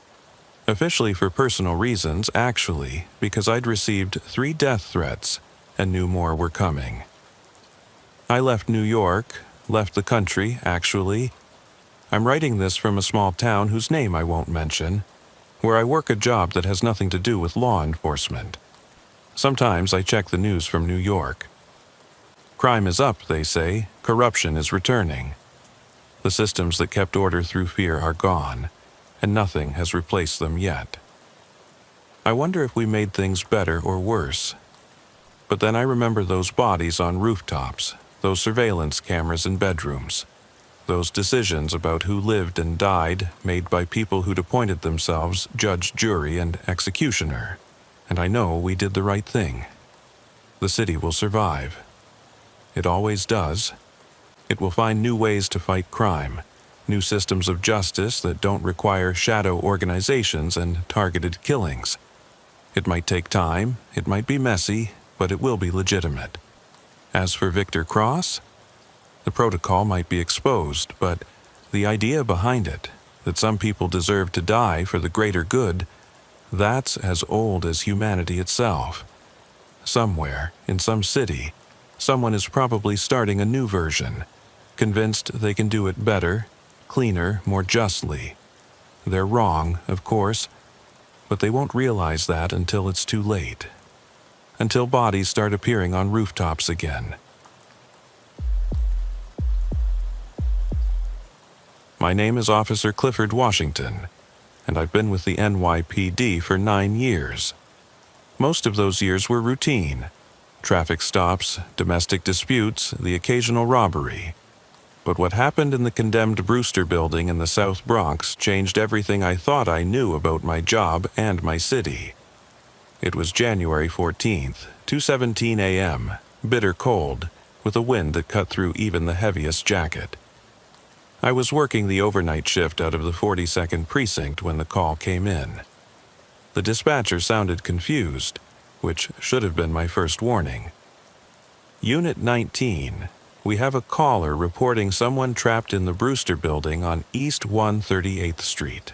Caller says they can hear someone calling for help from inside. I knew that building. Everyone in the precinct did. The Brewster had been condemned for 5 years after a partial collapse killed 2 people. It was scheduled for demolition, but legal battles over ownership had kept it standing, a 10-story monument to urban decay. Dispatch: the Brewster's been sealed for years, probably just squatters. Caller insists it's not squatters. Says the voice sounds like a child. Name's Vivian. She lives in the building across the street. A child. That changed everything. Even if it was unlikely, we couldn't ignore the possibility of a kid being trapped in that death trap. Unit 19 responding. Request backup. Backup's tied up with that incident on Fordham. Supervisor Julia says to make initial assessment and call if you need assistance. I arrived at the Brewster to find it exactly as I remembered. Windows boarded up. Entrance sealed with chain-link fencing and warning signs. The building looked like a broken tooth in the skyline, dark and rotting. I was checking the fence for breach points when someone called out behind me. "Officer, thank God you're here." A woman in her 30s, Asian, wearing pajamas under a heavy coat. She was carrying a baby monitor of all things. "Are you Vivian?" "Yes." "Listen." She held up the monitor. Through the static, I could hear something. It was faint, but it sounded like crying.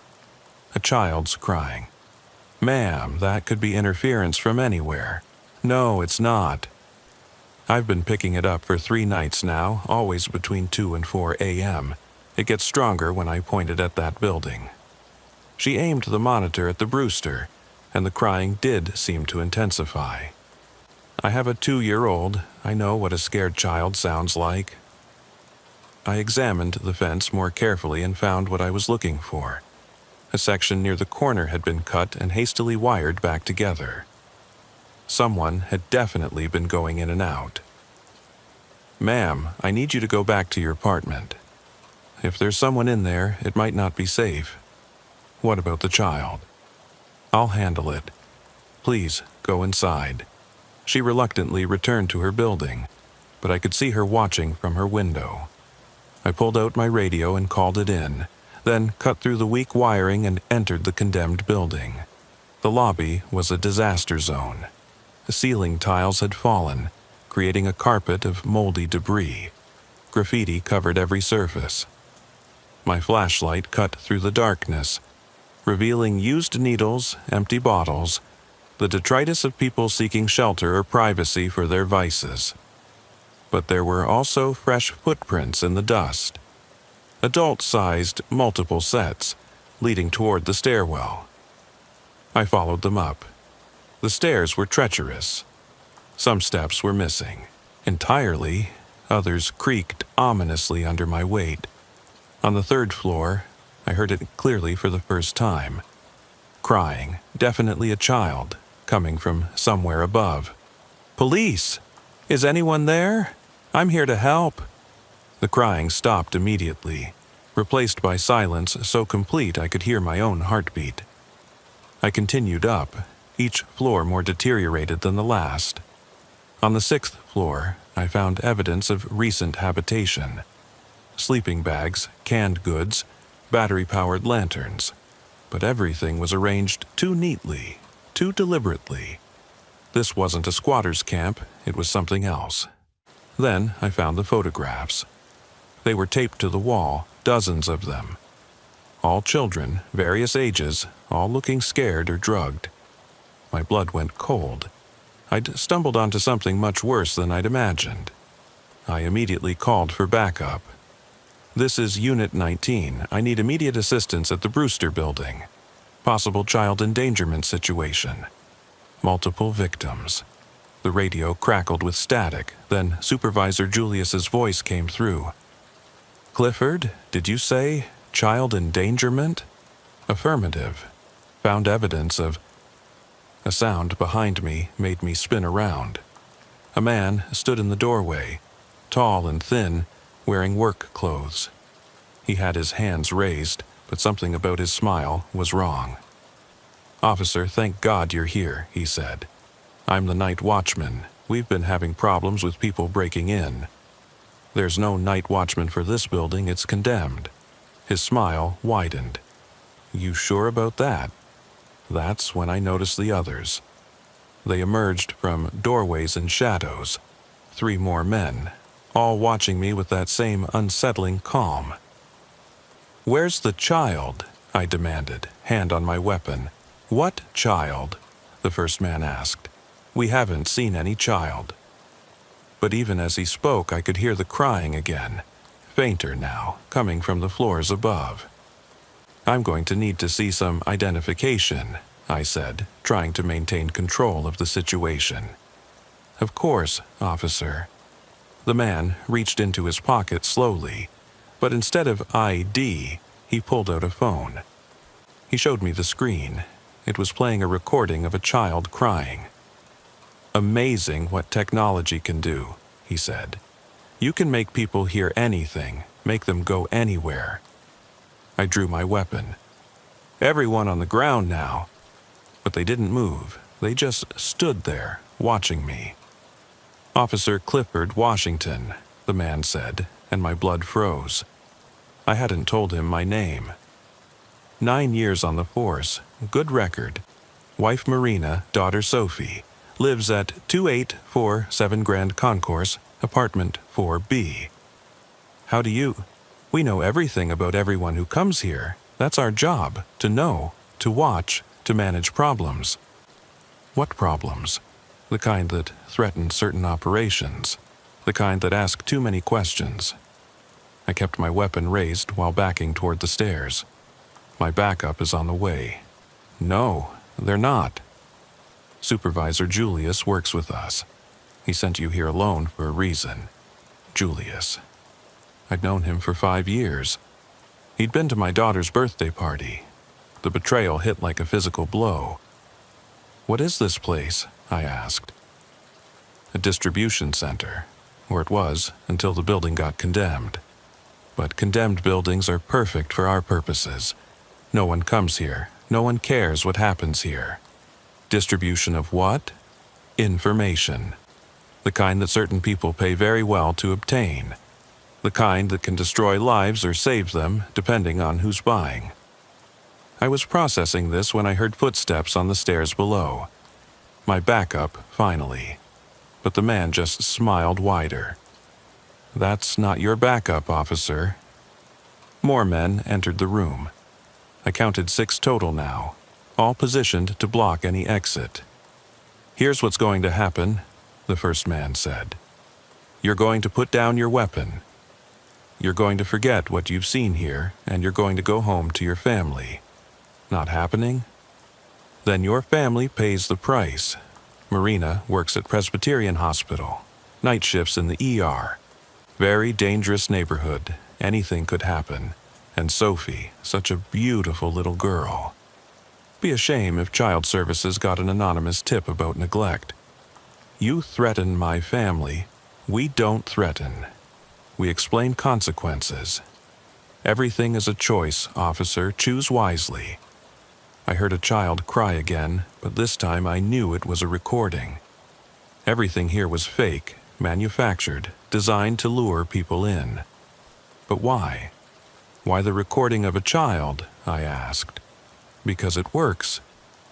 Good people, cops especially, can't ignore a child in danger. It brings you running every time, and once you're here, we have leverage. For what? Sometimes we need evidence to disappear. Sometimes we need cases to go cold. Sometimes we need good cops to look the other way. Everyone has a price, officer. Family is usually it. I thought about Marina, about Sophie, about the oath I'd taken to protect and serve, about the photographs on the wall that might not be real victims. I need proof my family will be safe, I said, lowering my weapon slightly. Smart man. Julius will contact you tomorrow with instructions. You'll file a report saying the building was empty, just acoustic anomalies. Then you'll go about your life knowing you made the right choice. And if other cops come, we'll be gone within the hour. This place will be empty. No evidence we were ever here. Just another abandoned building full of nothing. I holstered my weapon, hating myself for it, but they were right. I couldn't risk my family. "Good choice," the man said.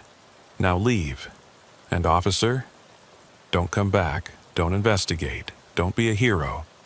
Heroes' families tend to have accidents." I left the Brewster building that night feeling like a coward and a traitor. My hands shook as I filled out the report. Building empty, no signs of recent activity, probable acoustic echoes causing false reports. Every word was a lie. Vivian was waiting by my patrol car. "Officer, did you find anything?" I heard the crying stop after you went in. "The building's empty, ma'am." Sometimes sound travels strangely in these old structures, probably coming from somewhere else. Her face fell, but I was so sure. "Go home, ma'am. Get some sleep." She walked away, clearly unconvinced. I sat in my car for a long time, staring at the condemned building, watching for any sign of movement. But true to their word, within an hour, several vans pulled up. Men loaded equipment quickly and efficiently. By 4 a.m., they were gone. The next morning, Julius called me into his office.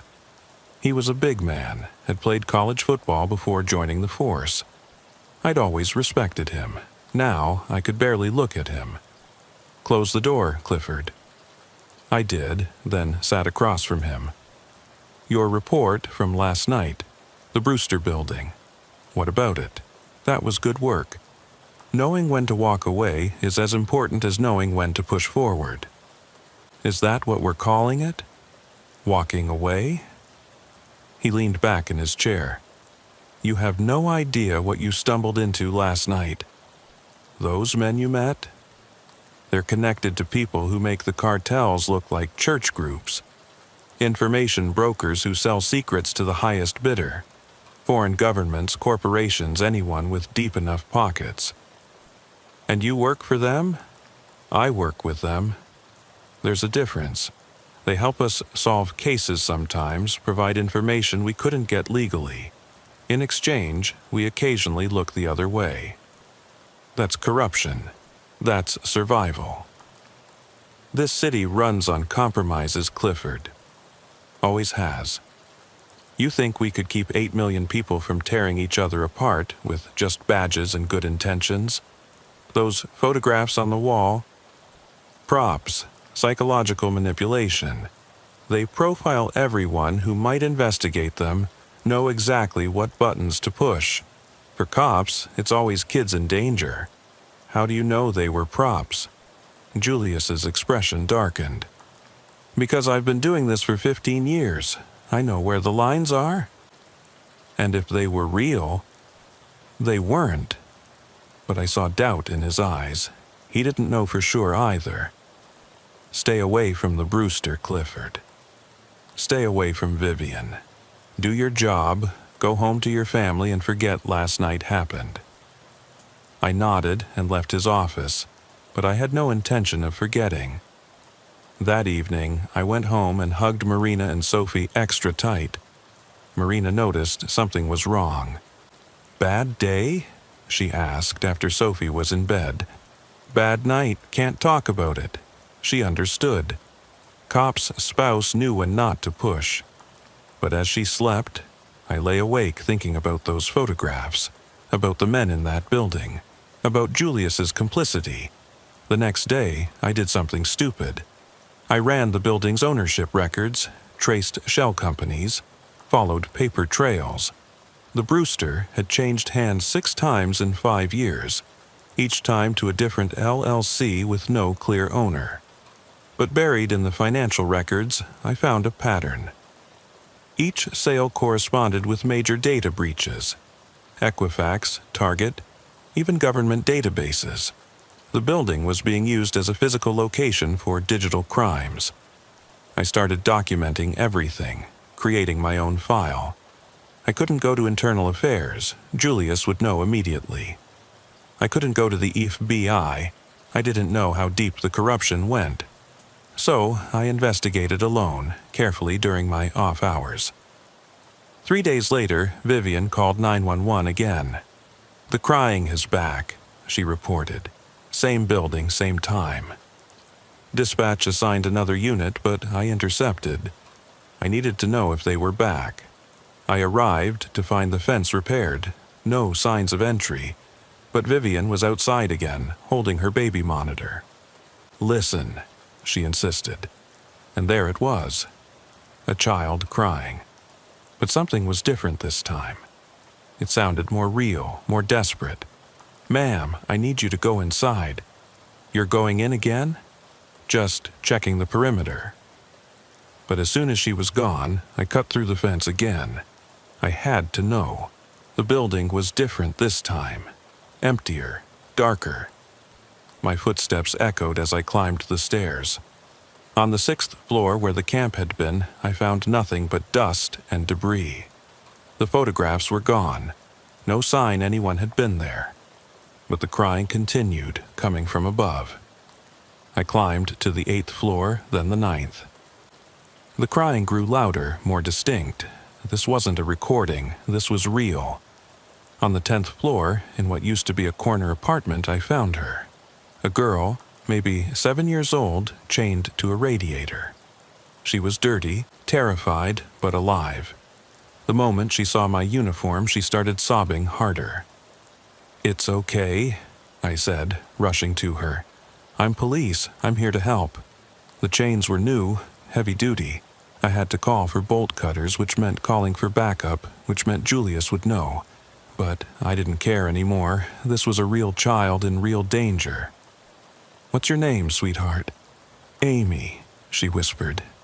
"Amy Huang." The name hit me like a punch. Amy Huang had been missing for 2 weeks, abducted from Queens. Every cop in the city had her picture. "How long have you been here, Amy?" "I don't know. Days. They kept moving me." "Who's they?" "Men. They said they were police, but they weren't nice like you." My radio crackled. "Unit 19, what's your status?" I recognized the voice. Officer Danny Martinez, one of the good ones. "Danny, I need bolt cutters and an ambulance at the Brewster Building, 10th floor." I found Amy Huang. There was silence, then, "Amy Huang, the missing girl? Clifford, are you sure?" "I'm sure." "And Danny, come quiet, no sirens." "Copy that." While we waited, I talked to Amy, keeping her calm. She told me about the men who took her, how they'd kept her in different buildings, always abandoned, always moving. They'd been using her to lure someone, she said, but she didn't know who. Then she said something that chilled me. They said Officer Washington would come. They knew your name. It had been a trap, but not for me. I was just the bait. They wanted someone else. Someone who would come when they heard I'd found Amy Huang. Martinez arrived with 2 other officers I trusted. We cut Amy free and got her to the ambulance. But as we were leaving, Julius arrived with a full tactical team. "Secure the building," he ordered. "Full sweep, every floor." "Julius, what's going on?" I asked. "You did good, Clifford." "Finding the girl, but the men who took her are still here." "The building's empty," I checked. "No, they're here." "They have to be." He was sweating, nervous. This wasn't about finding criminals. This was about finding something else. The tactical team swept the building while I stayed with Amy. She was dehydrated and scared, but physically unharmed. As the EMTs treated her, she grabbed my hand. "Officer Washington?" "They had pictures of you. And your family. They knew you'd come." "Why did they want me to come?" "Because of the other policeman. The big one. They said he'd come if you were in trouble. Julius. They'd used me to lure Julius." I ran back to the building just as gunfire erupted inside. The tactical team was in a firefight on the 7th floor. But when I reached them, the shooting had stopped. 3 men were down, the same ones I'd seen 3 nights ago. But Julius was nowhere to be found. We found him on the roof, standing at the edge, looking down at the street below. Julius? I approached carefully. He turned to me, and I saw tears on his face. They have everything, Clifford. 15 years of everything. Every bribe, every cover-up, every time I looked the other way, they were recording it all. Who are they? Internal Affairs, federal agents. This whole thing, Amy, the information brokers, even you finding them. It was all a sting operation. They used that girl as bait to draw us out. Us? Every corrupt cop in the precinct. They have files on all of us. He laughed bitterly. Except you? You're the only clean one. That's why they chose you. Julius, step back from the edge. I can't go to prison, Clifford. I can't do that to my kids. Your kids need their father. No, they need to not have a convicted felon for a father. He pulled out his phone, showed me a video. It was him taking money from one of the men downstairs, dated 3 years ago. This is just one of dozens. I'm finished. Julius, please. But he stepped back from the edge on his own, hands raised. You're right. I'm not a coward. He pulled out his gun and set it on the ground. I'll face what I've done. Federal agents swarmed the roof moments later. They arrested Julius and explained the operation to me. Amy Huang had been a real kidnapping victim, but they'd found her 2 days ago. With her parents' permission and a child psychologist present, they'd used her to draw out a corruption ring that had been operating for over a decade. The information brokers were real, but they were also informants, trading testimony for reduced sentences. The whole thing had been orchestrated to expose corrupt cops who'd been protecting criminal operations throughout the city. The next 48 hours were chaos. Federal agents descended on the 42nd precinct like locusts, interviewing everyone, seizing files, turning our house upside down. 17 officers were arrested, including Julius and 3 sergeants I'd worked with for years. I was cleared immediately. The feds had been watching me since I'd first entered the Brewster building. They knew I was clean, which is why they'd let the operation continue. I was the controlled variable, they called it. The one honest cop they could count on to react predictably. Special Agent Rebecca Foster. No relation to the agent from the Rothstein case, just coincidental name. Debriefed me in a federal building downtown. Officer Washington, you've been under surveillance for 3 weeks, she said. We apologize for using you, but we needed someone with an impeccable record who would do the right thing regardless of pressure. You used me as bait. We used your integrity as a tool. There's a difference. And Amy Huang? You really used a kidnapped child? Amy was rescued from her actual kidnappers 2 days before you found her. Her parents agreed to let her help us, with full psychological support and protection. She was never in real danger with us. But she was chained to a radiator. Loose chains she could have slipped out of any time. 2 agents were in the building the entire time, watching. We would never have let anything happen to her. I wanted to be angry, but I understood. The corruption was so deep, so entrenched, that normal investigative methods had failed. They'd needed something dramatic to crack it open. What about the information brokers? The men in the building? Career criminals who cut a deal? They've been selling information to foreign entities for years, but they kept records of every corrupt cop who helped them. In exchange for testimony, they're getting reduced sentences and witness protection. And Vivian? Foster smiled. One of ours, FBI agent, specializes in undercover work. The baby monitor was broadcasting on a frequency we controlled. She was the one guiding you to the right place at the right time. Everything had been fake. Every part of it orchestrated, controlled, managed. I'd been a puppet thinking I was making my own choices. The photographs on the wall, I said. The ones that looked like missing children. Props, just like Julius said. We needed to create a scenario that would force you to make a choice, your family's safety or doing the right thing. You chose to protect your family initially, which is human and understandable, but then you came back. That's what we were counting on. You were testing me? We were testing everyone. You passed. I left that meeting feeling violated and vindicated at the same time. I'd done the right thing eventually, but I'd been manipulated into it. The next day, I was called to another meeting, this time with Deputy Commissioner Harold Morgan. "Officer Washington," he said, "you've been through a lot. The department owes you an apology and a debt of gratitude. I was just doing my job." "No, you were doing everyone's job. While 17 officers were taking bribes and looking the other way, you maintained your integrity. That's rare and valuable. What happens now? The 42nd Precinct is being restructured. New leadership, new policies, new oversight. We need good cops to help rebuild. I'm offering you a promotion to sergeant, effective immediately, with your choice of assignments." It was everything I'd worked for, handed to me because I'd been an unwitting pawn in an FBI operation. It felt wrong. I need to think about it. Take your time. But Clifford? The department needs people like you now, more than ever. I went home to Marina and Sophie, trying to process everything. Marina knew something big had happened. The news was full of stories about the corruption bust, but I couldn't tell her how central I'd been to it all.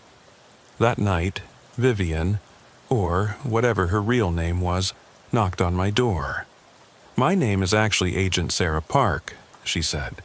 "I wanted to apologize in person. For using me? For deceiving you. You're a good cop, Officer Washington. You deserved better than to be manipulated." Did I have a choice? If I'd walked away that first night, would you have let me? She hesitated.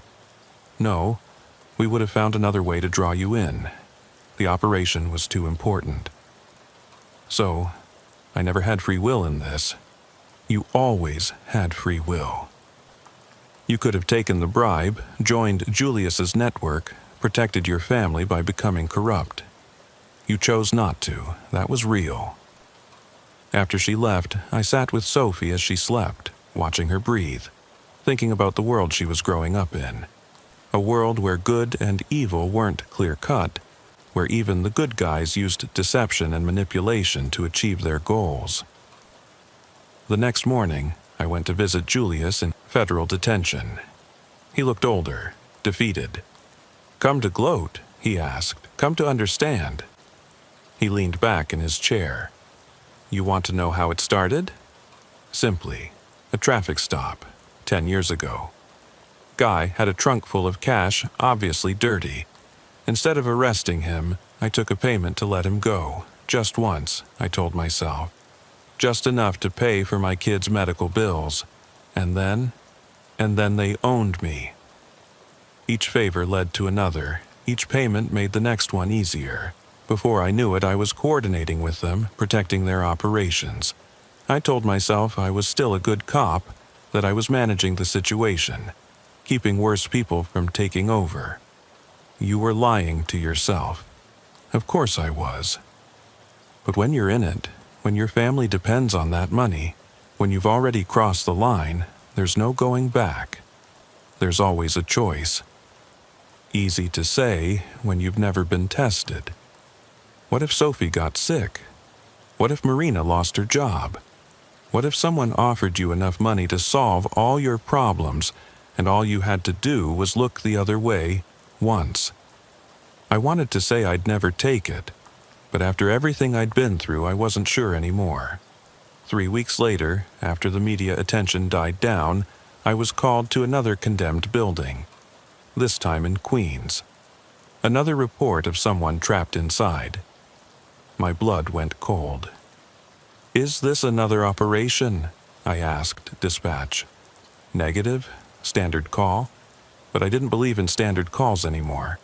Everything felt like a potential trap, a test, a a manipulation. I arrived to find a genuine situation. Homeless veterans had set up camp in an old factory. One had fallen through rotted floorboards and broken his leg. No conspiracy, no corruption, just people needing help. As I coordinated the rescue, I realized something. I couldn't do this job anymore. Not because I was corrupt or compromised, but because I'd lost faith in the system itself. Every call, every situation, I'd be wondering who was pulling the strings, what the real agenda was. I submitted my resignation the next day. Deputy Commissioner Morgan tried to talk me out of it. "Washington, you're exactly the kind of officer we need." "No, sir. You need officers who believe in the system. I've seen too much to have that faith anymore." "What will you do?" "Private security. Investigation. Something where I know who I'm working for and why. This is because of the Brewster operation, isn't it? It's because I can't tell anymore where the good guys end and the bad guys begin.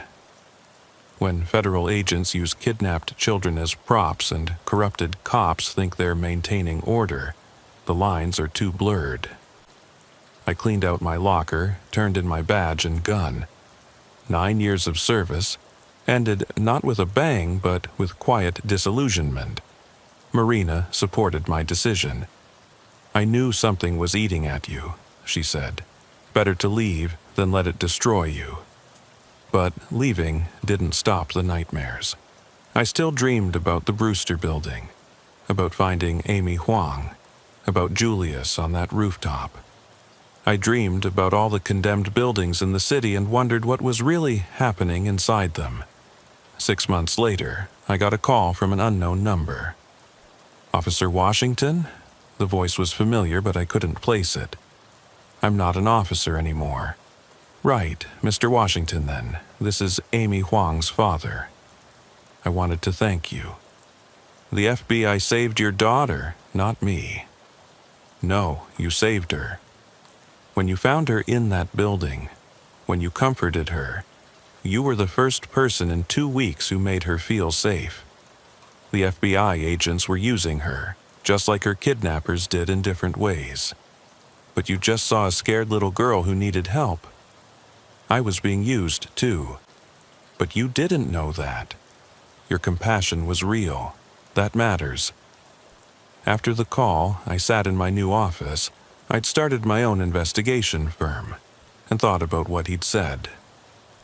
Maybe that was the lesson in all of this, that even when we're being manipulated, even when the system is corrupt, individual acts of compassion and integrity still matter. My private investigation firm, Washington Securities, had been operating for a year when I got the call that would bring me back to the Brewster building one final time. It was Vivian, Agent Sarah Park, calling from a blocked number. "Clifford, we need your help. I'm not a cop anymore. I know. That's why we need you. You're outside the system now." "What's this about?" "The Brewster building. Something's happening there again, and it's not us this time." Despite every instinct telling me to hang up, I agreed to meet her. We met at a diner in Queens, neutral ground. Sarah looked tired, older. The undercover work had taken its toll. "After the corruption bust, the Brewster was supposed to be demolished," she said, "but the paperwork got tangled up again. And now people are disappearing near there." "Homeless people?" "No, city officials. 3 building inspectors, 2 demolition, contractors, and a lawyer handling the property dispute. All last seen near the Brewster. So investigate it." "We can't. Officially, the FBI is hands-off. The corruption bust created too much bad blood with NYPD, and the new precinct commander won't authorize resources for what he calls urban legends." "Urban legends?" She pulled out a file. "Read this." It was a collection of reports going back decades. The Brewster building had a history I'd never known about. Built in 1923 on the site of a potter's field, a mass grave for the unknown and indigent. During construction, workers reported finding hundreds of bodies, far more than records indicated. In the 1950s, a family of 6 disappeared from the building. In the 1970s, 3 separate murders occurred in the same apartment. In the 1990s, a cult used the basement for rituals before they all died in what was ruled a mass suicide, but had suspicious circumstances.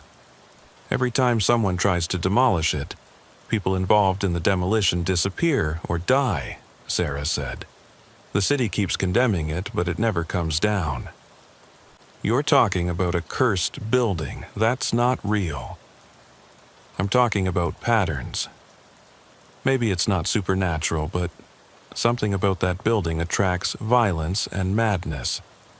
Why come to me? Because you know the building. You've been inside multiple times and walked out unharmed, and because you're one of the few people who knows the truth about what happened there. The truth about the corruption bust, the truth about Julius. I tensed. Julius is in federal prison. No, he's not. She slid another file across the table. Julius died 3 months ago, suicide in his cell. But here's the thing. 2 witnesses saw him near the Brewster building last week. That's impossible. That's what we said. But we checked. The witnesses are credible. One of them is Detective Martinez, your old colleague. Danny Martinez was as solid as they came. If he said he saw Julius, he saw Julius. Maybe someone who looks like him, I suggested. Maybe, or maybe something else is going on. Will you help? Every rational part of me said no. But I thought about those missing people, about Julius, about all the unanswered questions from my time as a cop. I'll look into it. Unofficially. No promises. That night, I drove to the Brewster building. It looked the same, broken, abandoned, waiting. The fence had been reinforced, topped with razor wire. New signs warned of prosecution and surveillance cameras that probably didn't work. I parked across the street and watched. For 3 hours, nothing happened.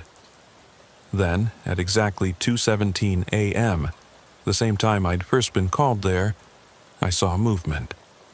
A figure walked out of the building. Not through the fence, not through any visible door. They just walked through the solid wall like it wasn't there. It was Julius. He looked exactly as I remembered him, even wearing the same suit he'd worn the day he was arrested. He walked down the street, turned the corner, and vanished. I sat in my car, trying to process what I'd seen. Exhaustion, hallucination, trick of the light. I ran through every explanation, but I knew what I'd seen. The next night I came back with equipment. Cameras, motion sensors, electromagnetic field detectors. Things I'd never have used as a cop, but seemed necessary now. I set them up around the building's perimeter and waited. At 2:17 a.m., Julius appeared again. The cameras captured nothing. The motion sensors didn't trigger, but I saw him clearly. This time, he looked directly at me and smiled. Then he spoke, though his voice seemed to come from everywhere and nowhere. "You should have taken the deal, Clifford." "You're dead," I said to the empty air. "Death is just another room in the building.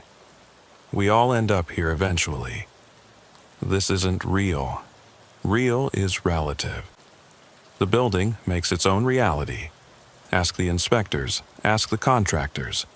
They're here now, part of the structure, part of the system. What do you want?" The building wants what it's always wanted. To stand, to exist, to feed on the darkness people bring to it. Every crime, every death, every drop of spilled blood makes it stronger. Buildings don't want things. This one does. It's been wanting since before it was built, when this land was soaked with the forgotten dead. It called to the architects, influenced the construction. Every beam, every brick, placed according to its will. I wanted to run, but I stood my ground. Why are you telling me this? Because you're the only one who might understand. You've seen how deep the corruption goes, how the system feeds on itself. The building is just a physical manifestation of that. It's where the city hides its sins. The missing officials tried to destroy it. The building defended itself. It always does. How do I stop it?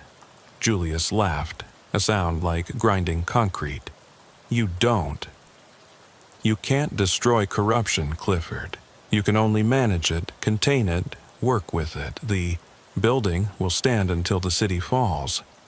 It's a monument to everything we pretend doesn't exist. He faded away, leaving me alone in the dark. I spent the next week researching, digging into city records, old newspapers, anything that mentioned the Brewster building. The pattern was clear. Every attempt to demolish it had ended in disaster. The building was protected by something, whether supernatural or just systemic corruption so deep it might as well be supernatural. I compiled everything into a report and gave it to Sarah. She read it with growing disbelief. You're saying the building is actually haunted? I'm saying something protects it. Call it what you want. But those missing officials aren't coming back, and more people will disappear if the city keeps trying to tear it down. So, what do? Leave it alone. Seal it completely. No one goes in ever. Let it rot on its own timeline. The city won't accept that. Prime real estate. Safety hazard. Then people will keep disappearing. She took my report to her superiors. I don't know what happened in those meetings, but 2 weeks later, the Brewster building was quietly removed from the demolition schedule. A new fence went up, this one solid concrete, 12 feet high. The building was erased from city maps, its address discontinued. But I knew it was still there, waiting.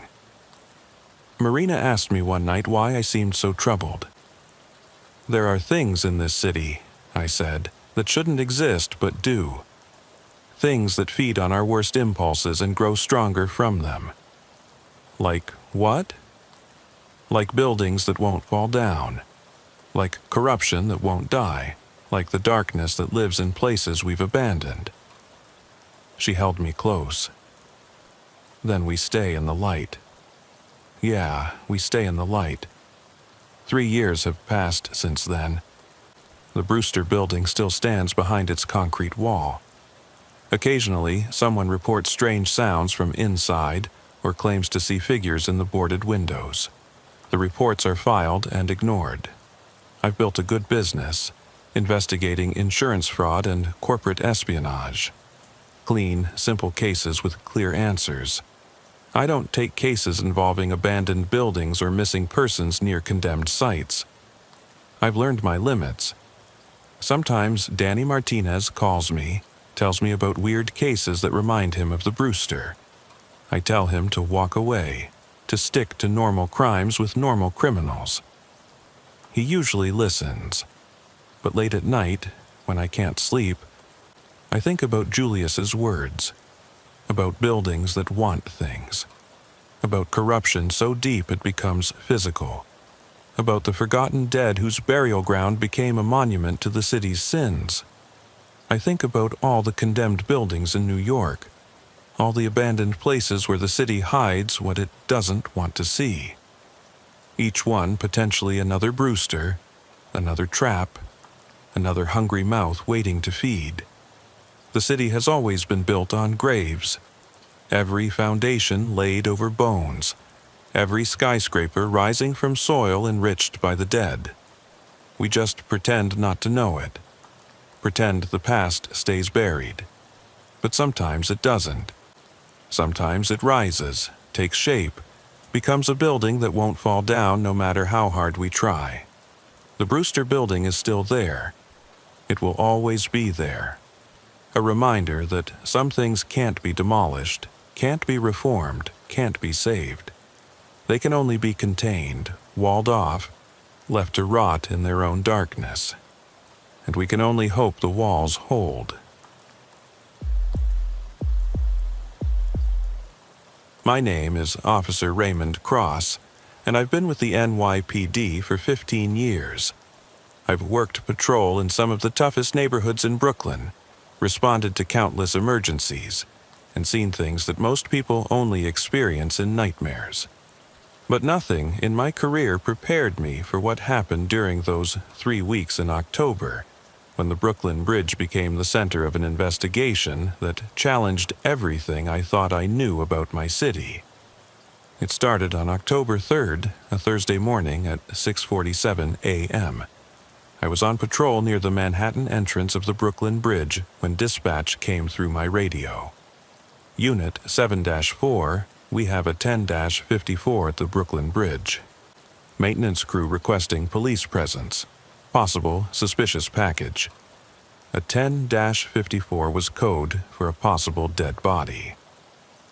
Dispatch was being cautious, not wanting to alarm anyone listening to scanners, but I knew what it meant. Unit 7-4 responding, I replied, already turning my patrol car toward the bridge. The Brooklyn Bridge at sunrise is usually beautiful. The morning light reflecting off the cables, joggers getting their exercise, tourists taking photos. But that morning, there was something off about it. The maintenance crew had cordoned off a section of the pedestrian walkway, and a small crowd was already gathering. Tom Rodriguez, the head of the maintenance crew, met me at the barrier. I'd dealt with Tom before. He'd been maintaining the bridge for 30 years and had seen everything from suicide attempts to marriage proposals gone wrong. But that morning, his face was pale, his hands shaking slightly as he lifted the tape for me to pass under. Officer Cross, thank God you're here. We found something during our morning inspection. I don't know how to describe it. Take your time, Tom. What did you find? You better see for yourself. He led me along the pedestrian walkway toward one of the bridge's massive stone towers. Most people don't know that these towers have interior spaces, maintenance rooms, equipment storage, old passages from when the bridge was built in the 1880s. Tom stopped at a maintenance store I'd passed hundreds of times, but never really noticed.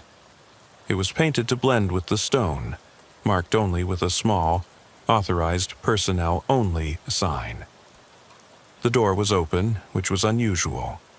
These doors were supposed to be locked at all times, accessible only with special keys that few people had.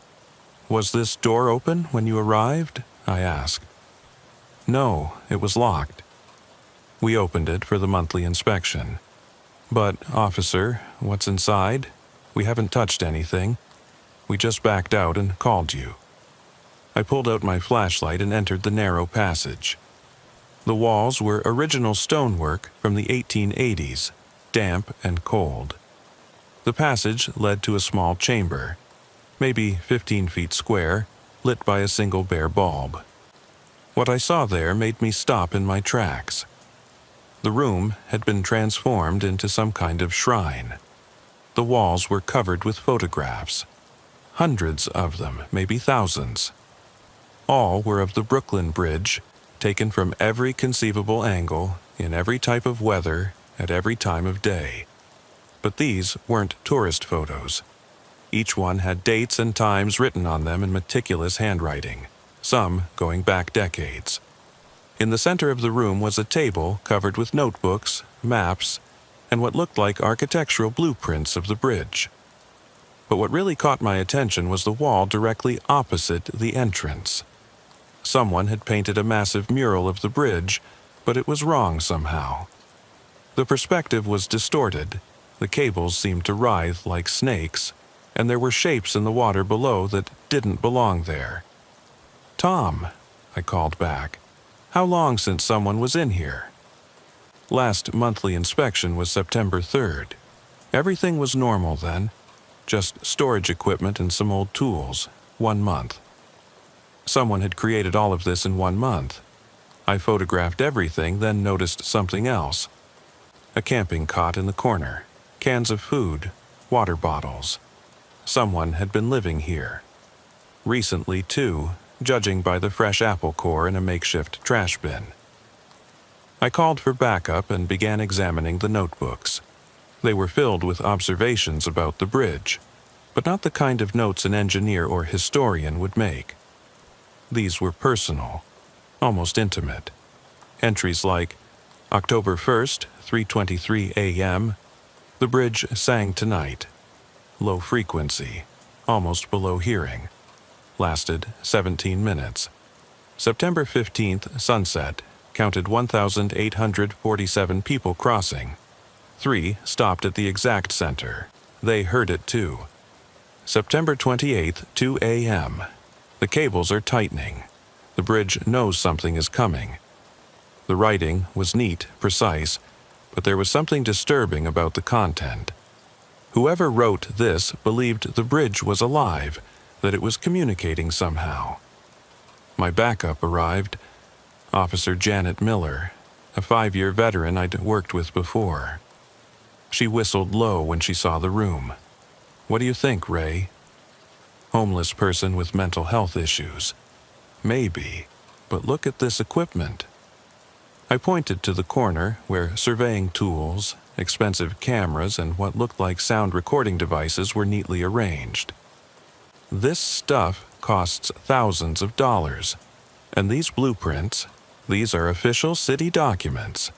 You can't just download these off the internet. We spent the next 2 hours documenting everything. The photographs on the walls weren't random.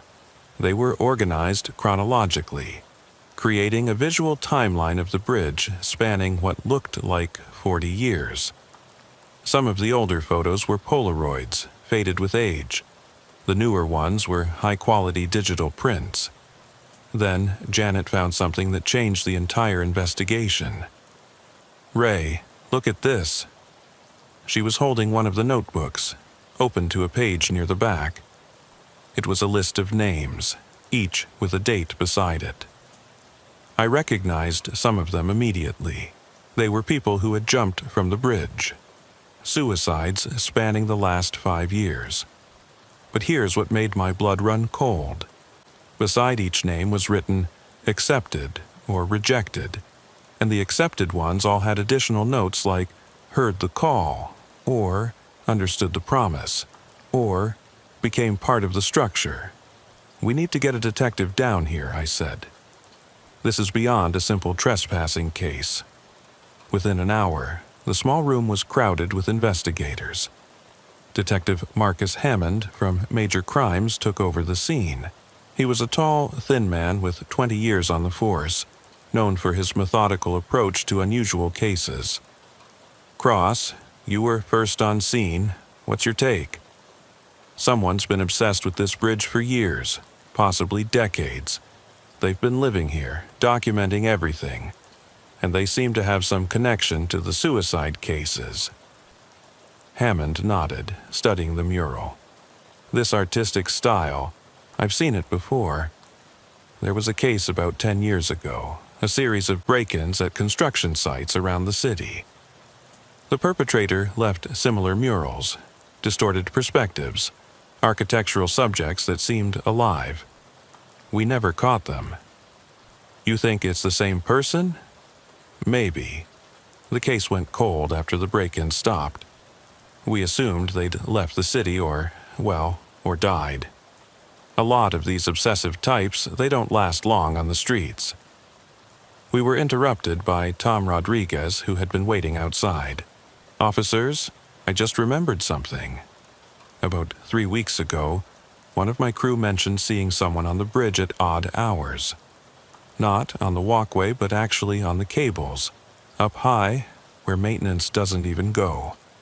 We reported it, but by the time security checked, no one was there. Can you show us where? Tom led us out onto the bridge, pointing up at the massive cables that stretched toward the towers. There, about 60 feet up. My guy swore he saw someone walking on the cable like it was a sidewalk. No safety equipment, nothing. We thought he was seeing things. It was early morning, foggy. I looked up at the cables. At that height, without safety equipment, one slip would mean certain death. No one would risk that unless they were suicidal or they knew something we don't, Hammond said, finishing my thought. Cross, I want you to stay on this. You know this bridge. You know the area. Work with Miller. Canvass the neighborhood. Someone must have seen our mystery resident coming and going. Janet and I spent the rest of the day interviewing everyone we could find who regularly used the bridge. Joggers, commuters, the guys who sold souvenirs to tourists. Most had nothing useful, but then we met Samuel, an elderly man who walked the bridge every morning for exercise. I've seen him, Samuel said immediately when we showed him photos of the room. Or her, I couldn't tell. Always wore a long coat, hood up. But yes, I've seen someone going into that door. Usually very early, before sunrise. How often? Almost every day for the past month. But officer, here's the strange thing. I've been walking this bridge for 15 years, and I swear I've seen that same figure in that same coat for all those years. Always at odd hours, always alone.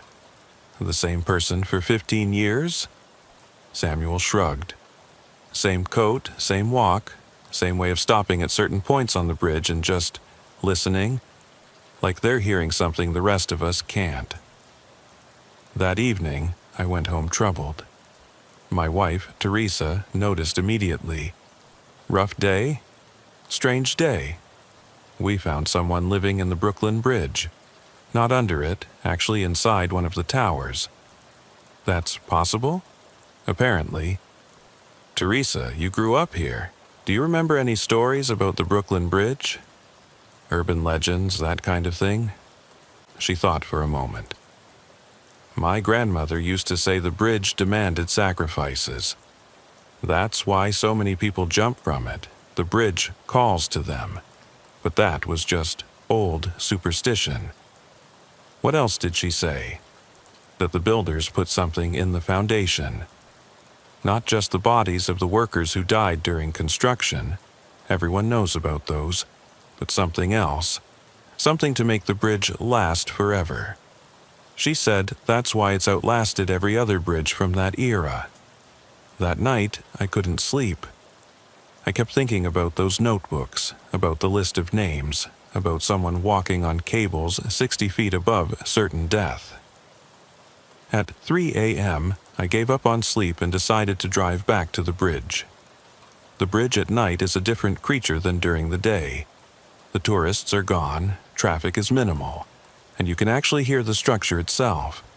The cables humming in the wind, the subtle groans of metal and stone adjusting to temperature changes. I parked and walked onto the pedestrian path. I wanted to understand what our mystery person experienced here, what drew them to live inside the bridge itself. I was about halfway across when I saw them. A figure in a long coat, hood up, standing at the exact center of the bridge. They were perfectly still, facing east toward Brooklyn. I approached slowly, hand on my radio. NYPD. I need to speak with you. The figure didn't turn, but they spoke, and the voice was unlike anything I'd expected. Cultured, educated, and somehow ancient despite sounding relatively young. Officer Cross, I've been waiting for you. You know my name? I know everyone who truly sees the bridge. Most people cross it, use it, photograph it, but they don't see it. You saw my room, you saw my work. That means you're beginning to see. I need you to turn around slowly and show me your hands. The figure turned, and I saw a face that was simultaneously young and old, male and female, familiar and completely alien.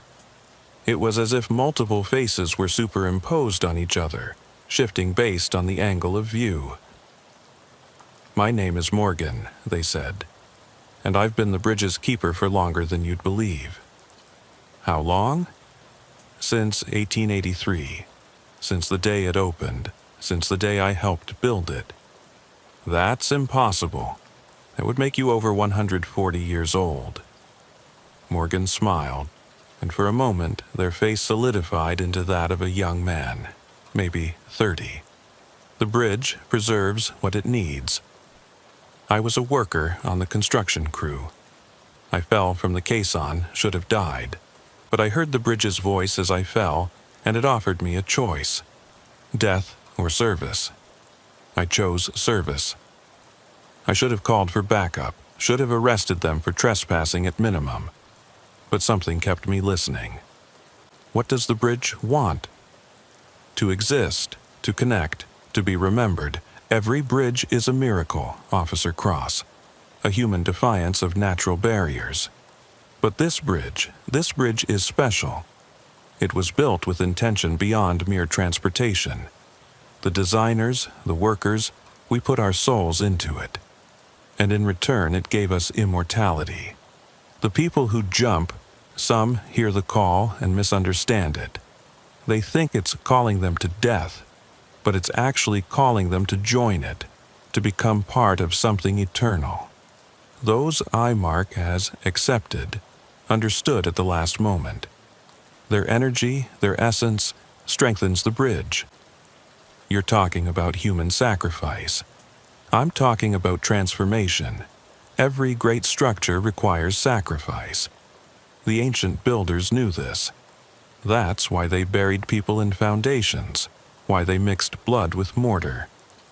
Modern builders forgot this, which is why modern structures fail. But the Brooklyn Bridge remembers. A wind picked up, and I could swear I heard voices in it. Whispers, cries, laughter, all carried on the sound of the cables humming. "I need you to come with me," I said, though my voice lacked conviction. "No, Officer Cross. You need to make a choice. You can arrest me, though I doubt I'll stay arrested for long. I've been through this before. You can try to expose the truth, though no one will believe you. Or you can understand that some things in this city are beyond law, beyond reason, and accept that the bridge needs its keeper.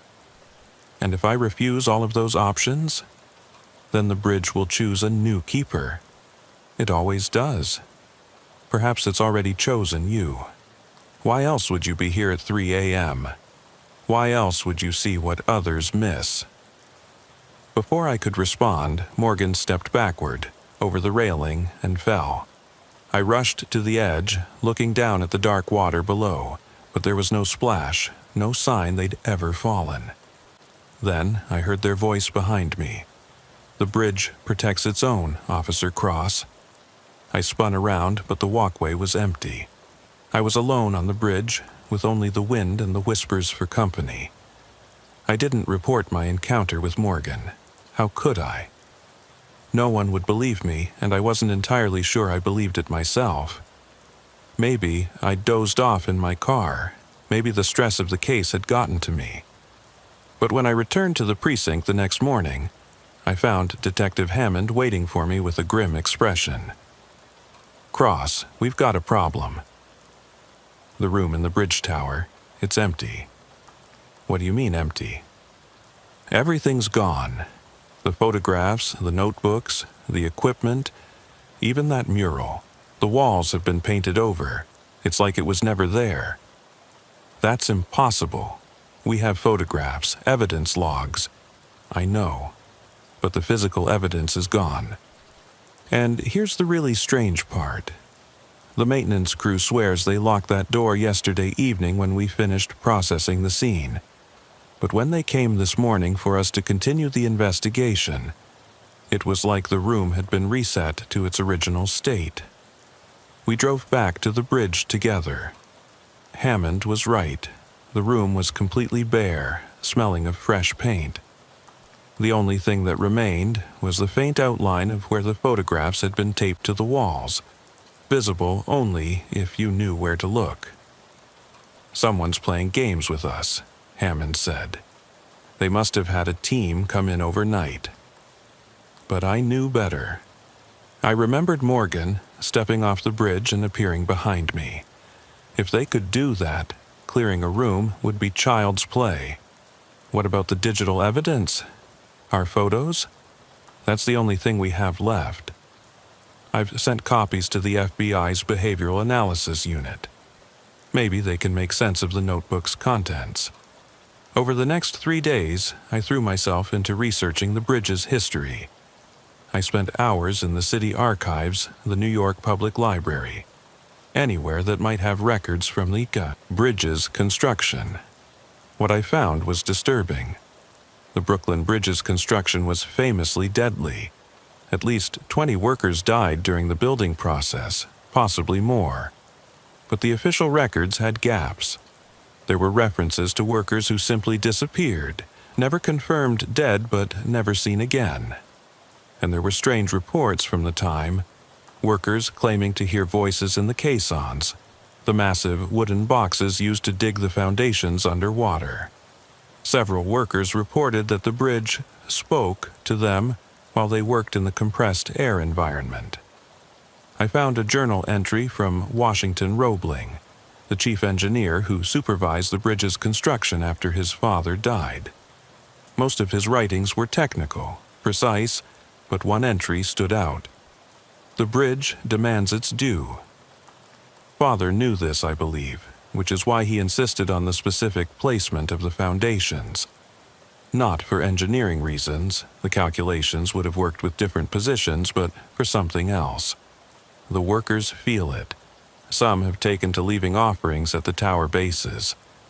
I should stop this superstition, but I find myself reluctant.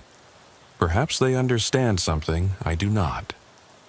The more I dug, the more references I found to workers who seemed to develop an unusual attachment to the bridge. Several were reported to have continued visiting the construction site long after their employment ended, some even after suffering debilitating injuries from the work. On October 7th, 4 days after we'd discovered the room, another call came in. A jogger had found a body on the bridge at dawn, but this wasn't a jumper.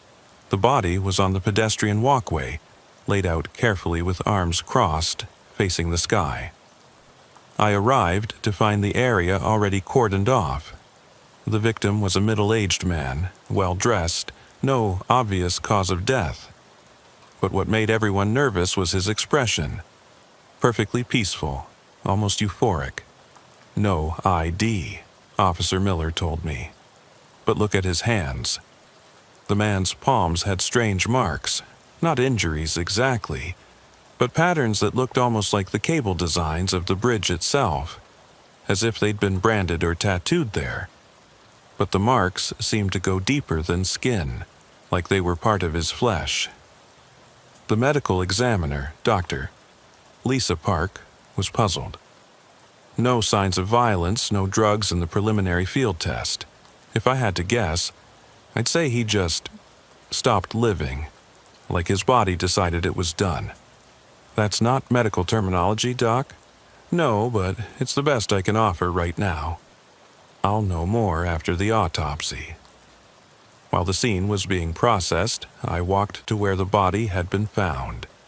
It was almost the exact center of the bridge, the same spot where I'd encountered Morgan. Looking down, I noticed something odd about the walkway boards. They were worn in a pattern, as if thousands of people had stood in exactly this spot. But the wear pattern was too precise, too deliberate. It formed a shape, a circle with radiating lines, almost like a compass rose or a ritual diagram. "Find something?" Hammond asked, approaching. I pointed out the pattern. He knelt down, tracing it with his finger. This would take years to form naturally, decades maybe, or one person standing here repeatedly for a very long time. That afternoon, we got an ID on the body. Marcus Webb, 47, a structural engineer who worked for the city's Department of Transportation. He'd been part of the team assessing the Brooklyn Bridge for necessary repairs. According to his supervisor, Webb had become obsessed with the bridge over the past month, staying late to review old blueprints, talking about design elements that weren't in any official documentation. He kept saying the bridge was more complex than we understood, His supervisor, Janet Crawford, told us that there were chambers and passages not on any blueprint. We thought he was having a breakdown. Did he mention finding anything specific? He said he'd found evidence of additional foundations, deeper than the official ones. Said the bridge was anchored to something besides bedrock. Management told him to focus on the actual repair assessments, but he couldn't let it go. Webb's apartment was a smaller version of the room we'd found in the bridge. Photos, diagrams, calculations covered every wall. But these weren't observations, they were theories. Webb had been trying to map what he called the true structure of the bridge.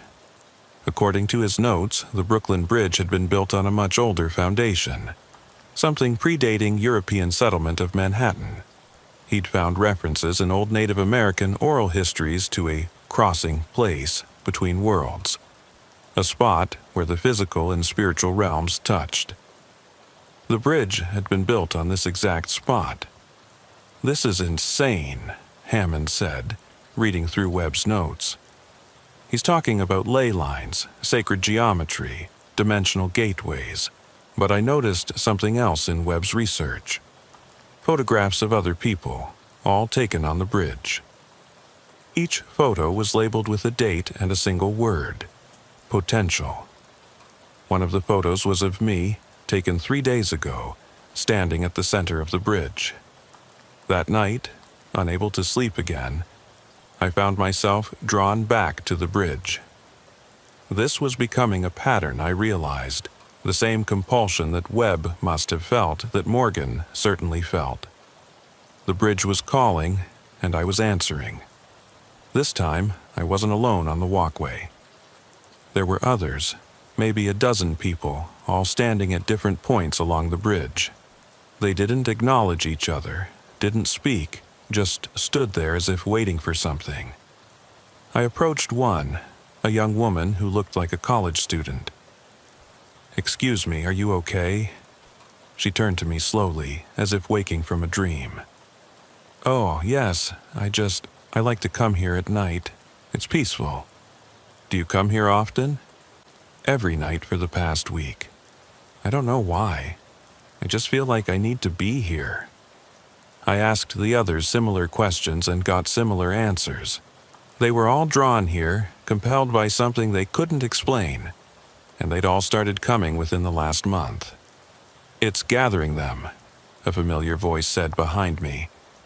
Morgan stood there, looking exactly as they had before. Ageless, androgynous, impossible.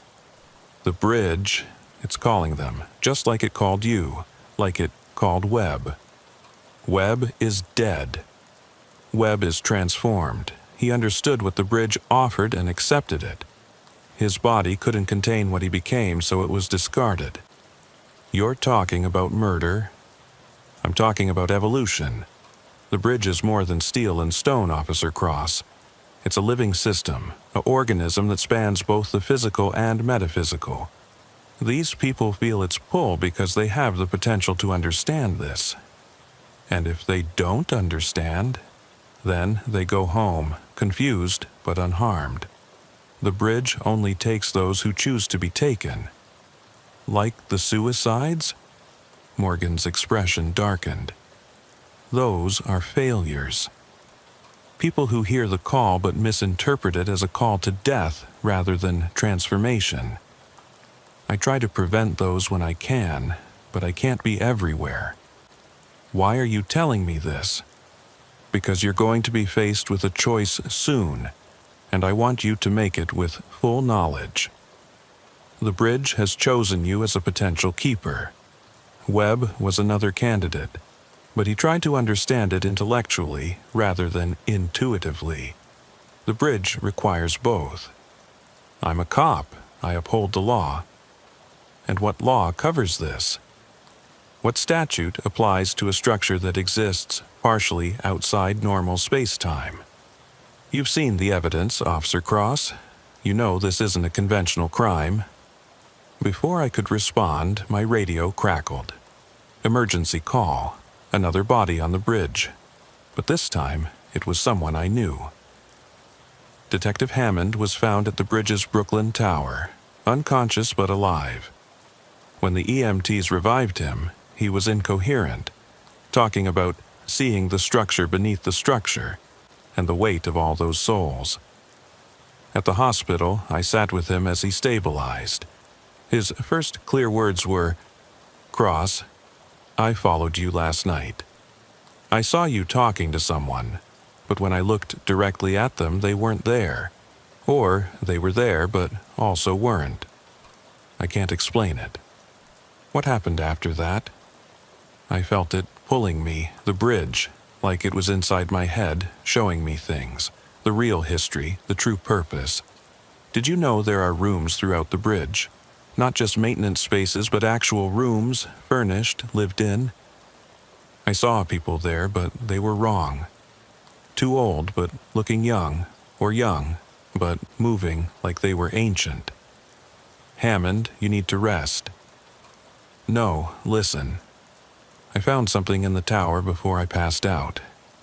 There's a records room hidden behind what looks like solid stone. The bridge keeps records, Cross. Every person who's ever crossed it, ever touched it, ever died on it.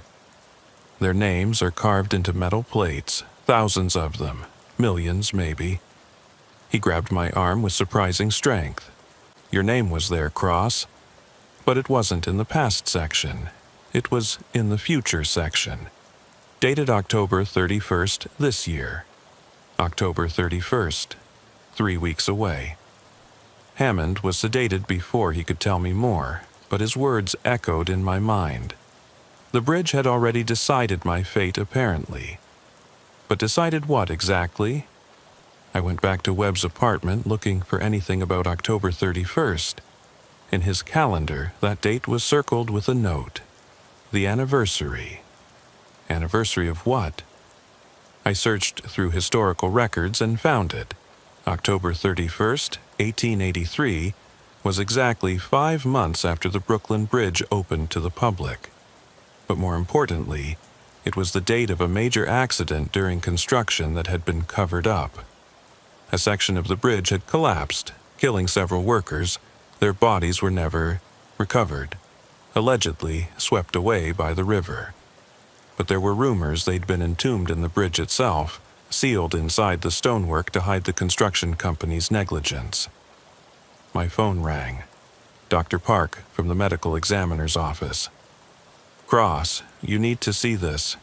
Webb's autopsy. It doesn't make sense. I met her at the morgue. She pulled back the sheet on Webb's body, and I saw immediately what she meant. The patterns on his hands had spread, now covering his entire body. But more disturbing, when she made an incision, the patterns continued inside. His organs, his bones, even his brain tissue showed the same cable-like designs. This is impossible, Doctor, Park said.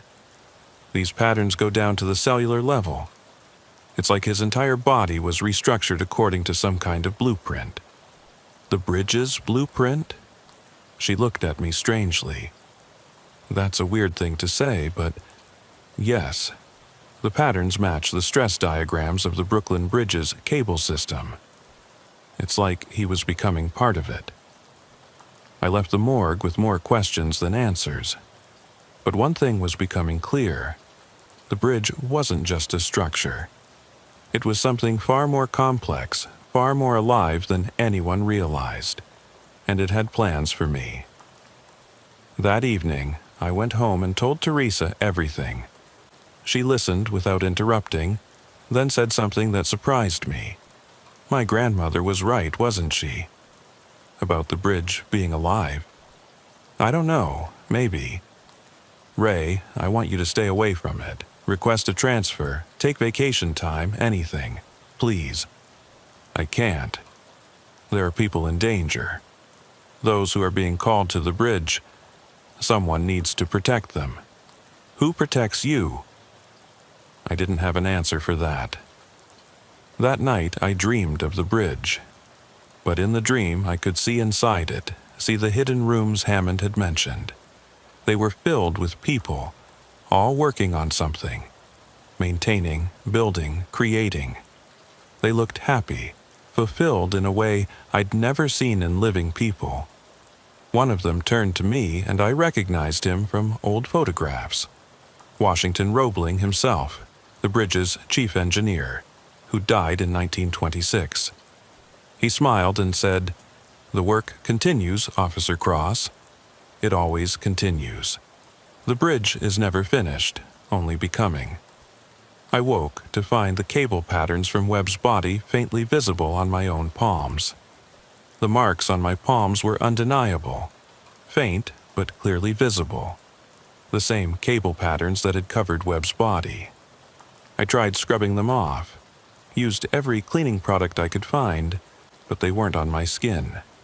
They were in it, part of it. I called in sick the next day, October 8th, first time in 5 years. Lieutenant called me personally. "Cross, Hammond told me some disturbing things from his hospital bed. He says you're involved in something dangerous regarding the bridge. Lieutenant, I need to ask you something. Have you ever had cases involving the Brooklyn Bridge that didn't make sense? Things that got buried or explained away?" There was a long pause. "Why are you asking?" "Because I think there's a pattern. People disappearing, dying, changing, all connected to the bridge. Cross, come to my office, not the precinct, my home office. Tonight, 8 p.m. and Ray, don't go near the bridge until we talk." That day, I researched October 31st more thoroughly. The accident in 1883 was barely documented, but I found references in workers' letters home. 17 men had died when a temporary support structure collapsed. But the letters suggested something else, that the collapse wasn't accidental. The workers had been conducting some kind of ceremony, trying to appease the bridge's hunger. One letter, from an Irish immigrant named Patrick O'Brien to his wife, was particularly chilling. "The bridge speaks to us in the dark hours, my love. It promises us eternity if we serve it truly. Tomorrow night we make the offering. 17 volunteers, one for each year of construction planned. If you don't hear from me again, know that I am not dead, but transformed, part of something greater than mortality. 17 workers, 17 years of planned construction. The bridge had actually taken 14 years to build, 3 years less than planned. 3 workers' bodies were supposedly recovered. 14 were never found. That evening, I went to Lieutenant Home in Queens. She lived alone in a modest house filled with books and case files. She poured us both coffee and sat across from me with an expression I'd never seen on her face. Fear mixed with resignation. "My father was a cop," she began. "He worked the Brooklyn Bridge beat in the 1970s. When I was young, he told me stories. Things he couldn't put in reports. Things his superiors ordered him to forget." "What kind of things?" "People who aged backwards while on the bridge. Suicides whose bodies were never found, even though witnesses saw them hit the water. Maintenance workers who reported entire sections of the bridge that didn't exist on any blueprint. Rooms, passages. Even what one worker swore was a library filled with books written in no language he recognized." She pulled out an old photo album, showing me pictures of her father in uniform.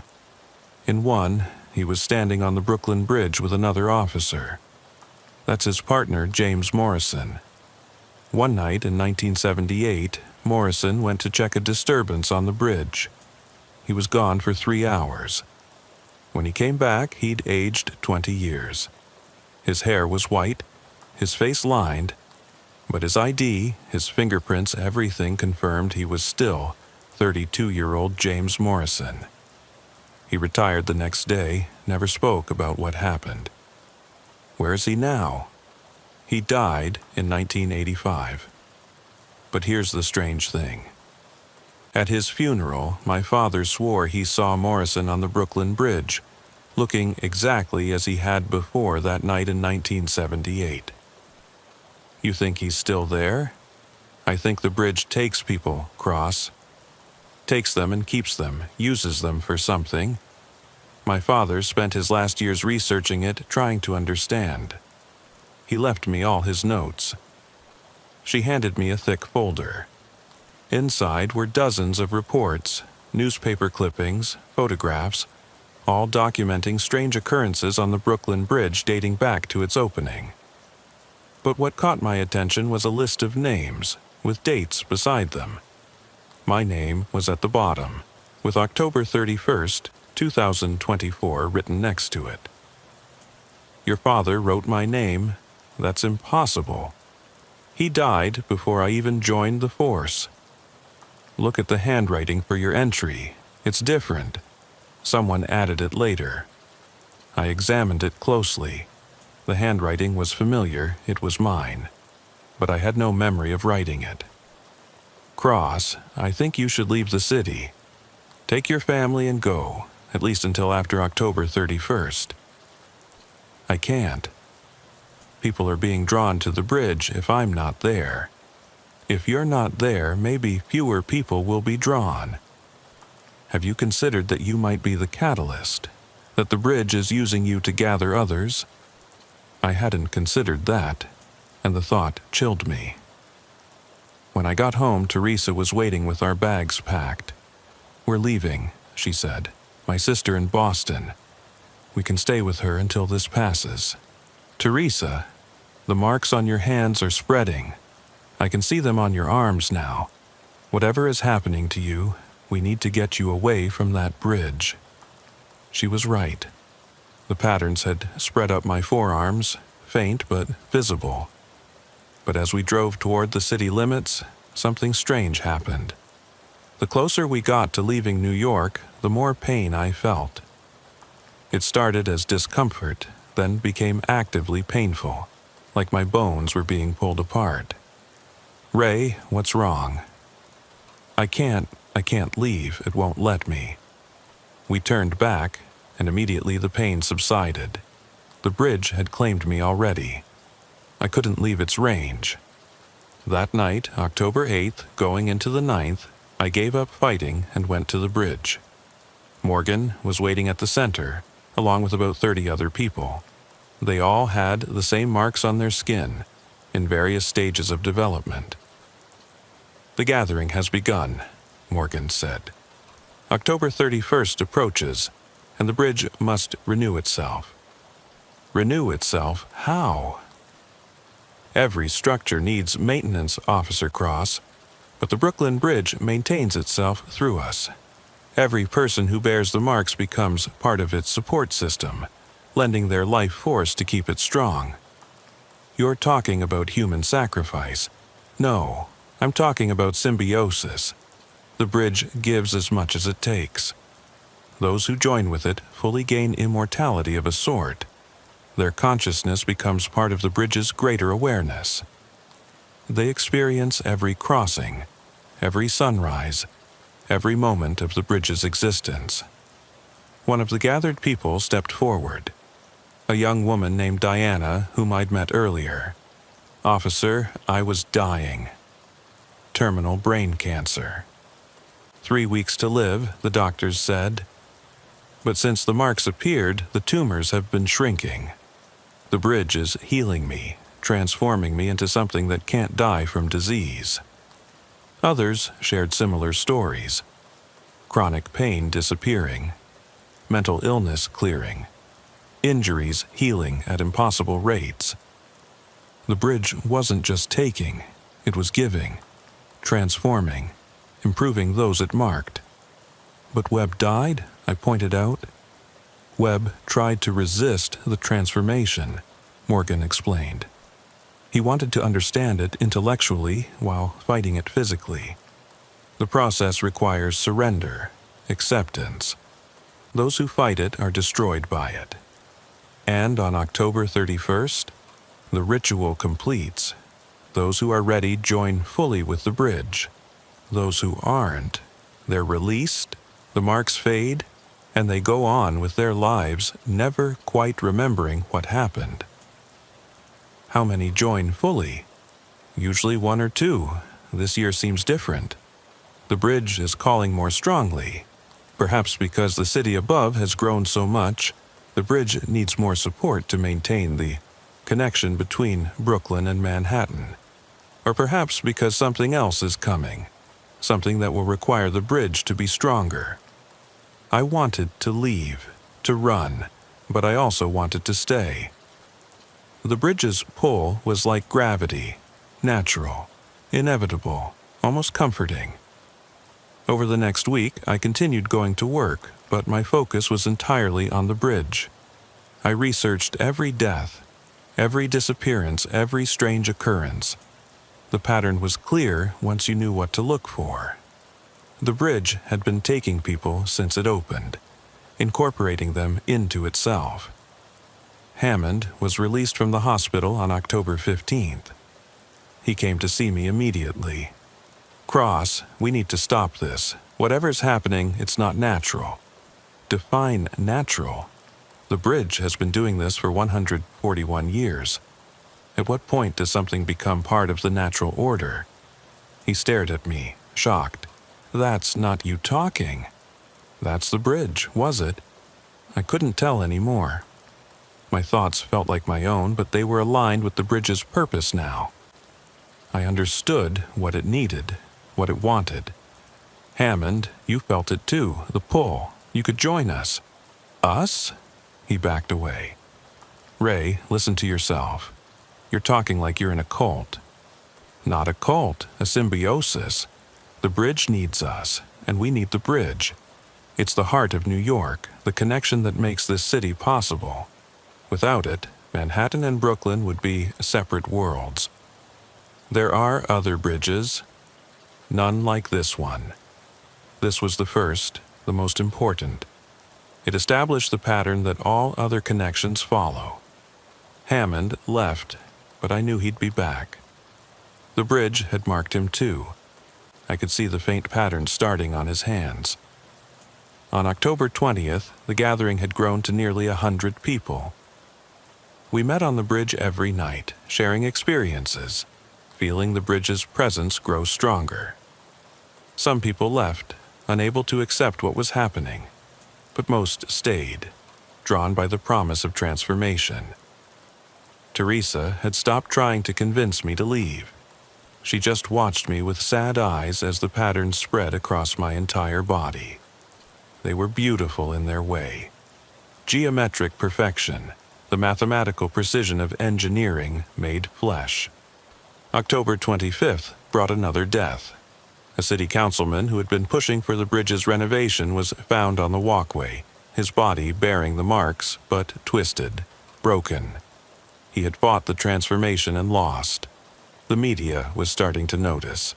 Stories about a Brooklyn Bridge cult appeared in tabloids. The mayor's office released statements about increased security on the bridge, but no amount of security could stop what was happening. The bridge itself was the force drawing people in. Lieutenant called me in on October 28th. Cross, I'm placing you on administrative leave. You're not well. I'm better than I've ever been. You have patterns all over your visible skin. You talk about the bridge like it's alive. You've been seen leading gatherings of similarly affected people. This has to stop. After October 31st, it will stop, one way or another. What happens on October 31st? The bridge renews itself. Has been doing it every year since 1883. Most years it's subtle. One or two people disappear, join with the bridge. This year's different. This year it needs more. Why? I don't know yet. But I'll find out in 3 days. She wanted to arrest me, I could see it in her eyes, but for what? Being marked by something impossible? Leading gatherings on public property? There was no crime that fit what was happening. October 30th was when everything became clear. Morgan took me into the bridge. Not just the room we'd found, but deeper, into spaces that shouldn't exist. We walked through walls that became permeable at Morgan's touch, descended stairs that led to chambers that couldn't physically fit within the bridge's structure. In the deepest chamber, I saw it, the heart of the bridge. It wasn't mechanical or electrical, it was organic, but not in any biological sense I understood. It was made of crystallized consciousness, the merged awareness of everyone who had ever joined with the bridge. Thousands of minds, all working in harmony to maintain not just the physical structure, but the metaphysical connection between Brooklyn and Manhattan. The bridge is more than steel and stone, Morgan explained. It's a ritual made permanent, a spell cast in iron and cable. It binds the city together not just physically but spiritually. Without it, New York would fragment, become just another collection of islands and boroughs instead of a unified city. And it needs us to maintain this? It needs us to be this. We don't maintain the bridge, we become the bridge. Our consciousness merges with its structure. Our life force powers its purpose. What about our bodies? Some dissolve, their matter incorporated into the bridge itself.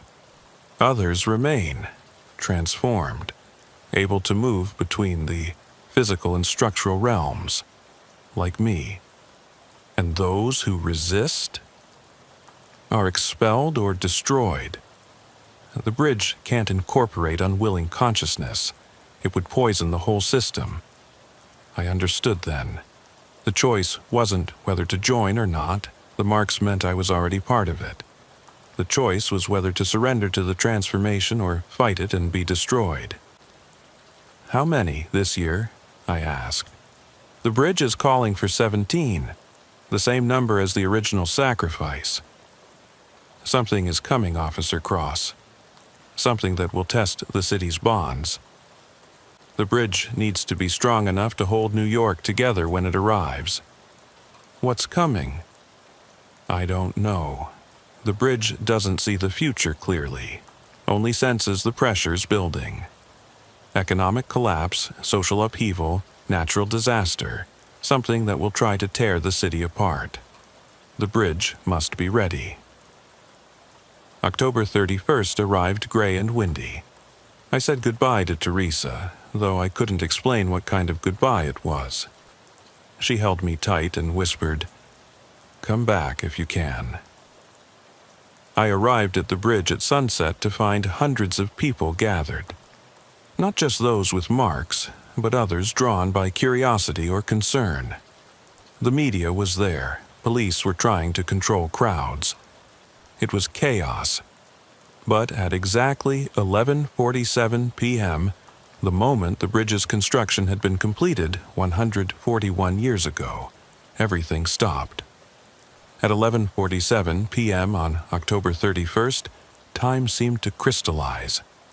Every person on the bridge, marked and unmarked, believer and skeptic, froze in place. Only those of us with the patterns could still move, and we found ourselves drawn to 17 specific points along the bridge's span. I stood at position 7, halfway between Manhattan and Brooklyn. Around me, I could feel the bridge's consciousness pressing against my mind, not invasive, but inviting, like a door held open. Morgan appeared in the center of the bridge, but now I could see their true form. Not a single person, but a composite of dozens, all the keepers who had served over the decades. Their voice was a harmony when they spoke. The moment of choosing has come. Those who wish to remain human, step away from your positions. Those who wish to transcend, remain. 3 people immediately stepped away. The marks on their skin began to fade, and they collapsed, caught by police and EMTs, who suddenly unfroze. They would wake with no memory of the past month. The bridge's mercy for those who chose not to join. 14 remained, including myself. Hammond was at position 13. He looked at me across the distance, fear and determination warring in his eyes. "Cross," he called out, "we can still walk away." "Can we?" knowing what we know, feeling what we feel. The bridge isn't just offering immortality, Hammond, it's offering purpose. To be part of something that connects, that unifies, that endures. But at what cost? Everything worthwhile has a cost. The bridge pulsed, and I felt its full history flow through me. Every person who had crossed it, every moment of joy and sorrow it had witnessed, every sunrise and sunset for 141 years. I saw the city as the bridge saw it, not as buildings and streets, but as a living organism, with the bridge as its vital artery. But I also saw what was coming. Not clearly, but in impressions. Within the year, something would try to divide New York, to break it apart. Political, economic, social, the forces were already building. The bridge showed me protests turning to riots, communities turning against each other, the city fragmenting. Without a strong enough binding force, New York would tear itself apart. "This is why," I said, understanding finally. The bridge doesn't just connect Brooklyn and Manhattan physically. It connects them metaphysically. It's the symbol that holds the city's identity together. And symbols need power to work. Morgan nodded. Every great city has such bindings, though most have forgotten them. Paris has its catacombs, London its Thames, Rome its ancient roads. These aren't just infrastructure. They're the soul of the city made manifest. Diana, the woman with cancer, spoke from position 3. I choose to join, not just for healing, but for meaning, to be part of something eternal. One by one, the others declared their choices. 9 chose to join. 5 more stepped away, unable to make the final commitment. That left Hammond and me among the 9. "Ray," Hammond said, "what about our families? Our lives? They'll continue. We'll still exist, just differently. Morgan still walks the bridge, still interacts with people. We won't be gone, just changed." The bridge pulsed again, stronger this time. I felt my consciousness beginning to separate from my body, not dying, but expanding. I could feel every cable, every stone, every rivet of the bridge. I could feel the cars crossing, the pedestrians walking, the wind through the cables creating harmonics that were actually words in a language older than human speech. But then I heard something else. Teresa's voice, carried on the wind. She was on the shore watching, calling my name. And in that moment I hesitated. The bridge felt my hesitation and showed me 2 futures. In one, I joined fully with it, became part of its eternal consciousness, helped hold the city together through the coming crisis. But Teresa lived her life alone, always wondering what had happened to me, never getting closure. In the other future, I stepped away. The marks would fade, my memory of this month would blur, and I would return to my normal life. But without enough consciousness to strengthen it, the bridge would be weaker when the crisis came. Not weak enough to fall, but weak enough that some connections would break. Some bonds between communities would shatter. The city would survive but scarred, divided in ways that might never fully heal. "Choose, Officer Cross," Morgan said, and for the first time, I heard urgency in their voice. "The moment is passing." I thought about my oath as a police officer, to protect and serve. Was joining with the bridge the ultimate expression of that oath, protecting the entire city's spiritual infrastructure? Or was it abandoning my duty to the physical world? Hammond made his choice first. He stepped away, gasping as the marks left his body. "I can't," he said. "I have kids. They need their father." That left 8 of us. The bridge pulsed one final time, and I felt it fully. Not just its consciousness, but its need, its purpose, its love for the city it connected. The Brooklyn Bridge wasn't just infrastructure, it was a guardian, a protector, a binding force that had held New York together through wars, disasters, economic collapses, and it was asking me to help it continue that work. I made my choice, but it wasn't the choice anyone expected. I stepped forward, not away, but I didn't surrender to the transformation. Instead, I offered the bridge a bargain. "I'll serve," I said, "but not by joining completely. Let me remain human, remain a cop, but connected to you.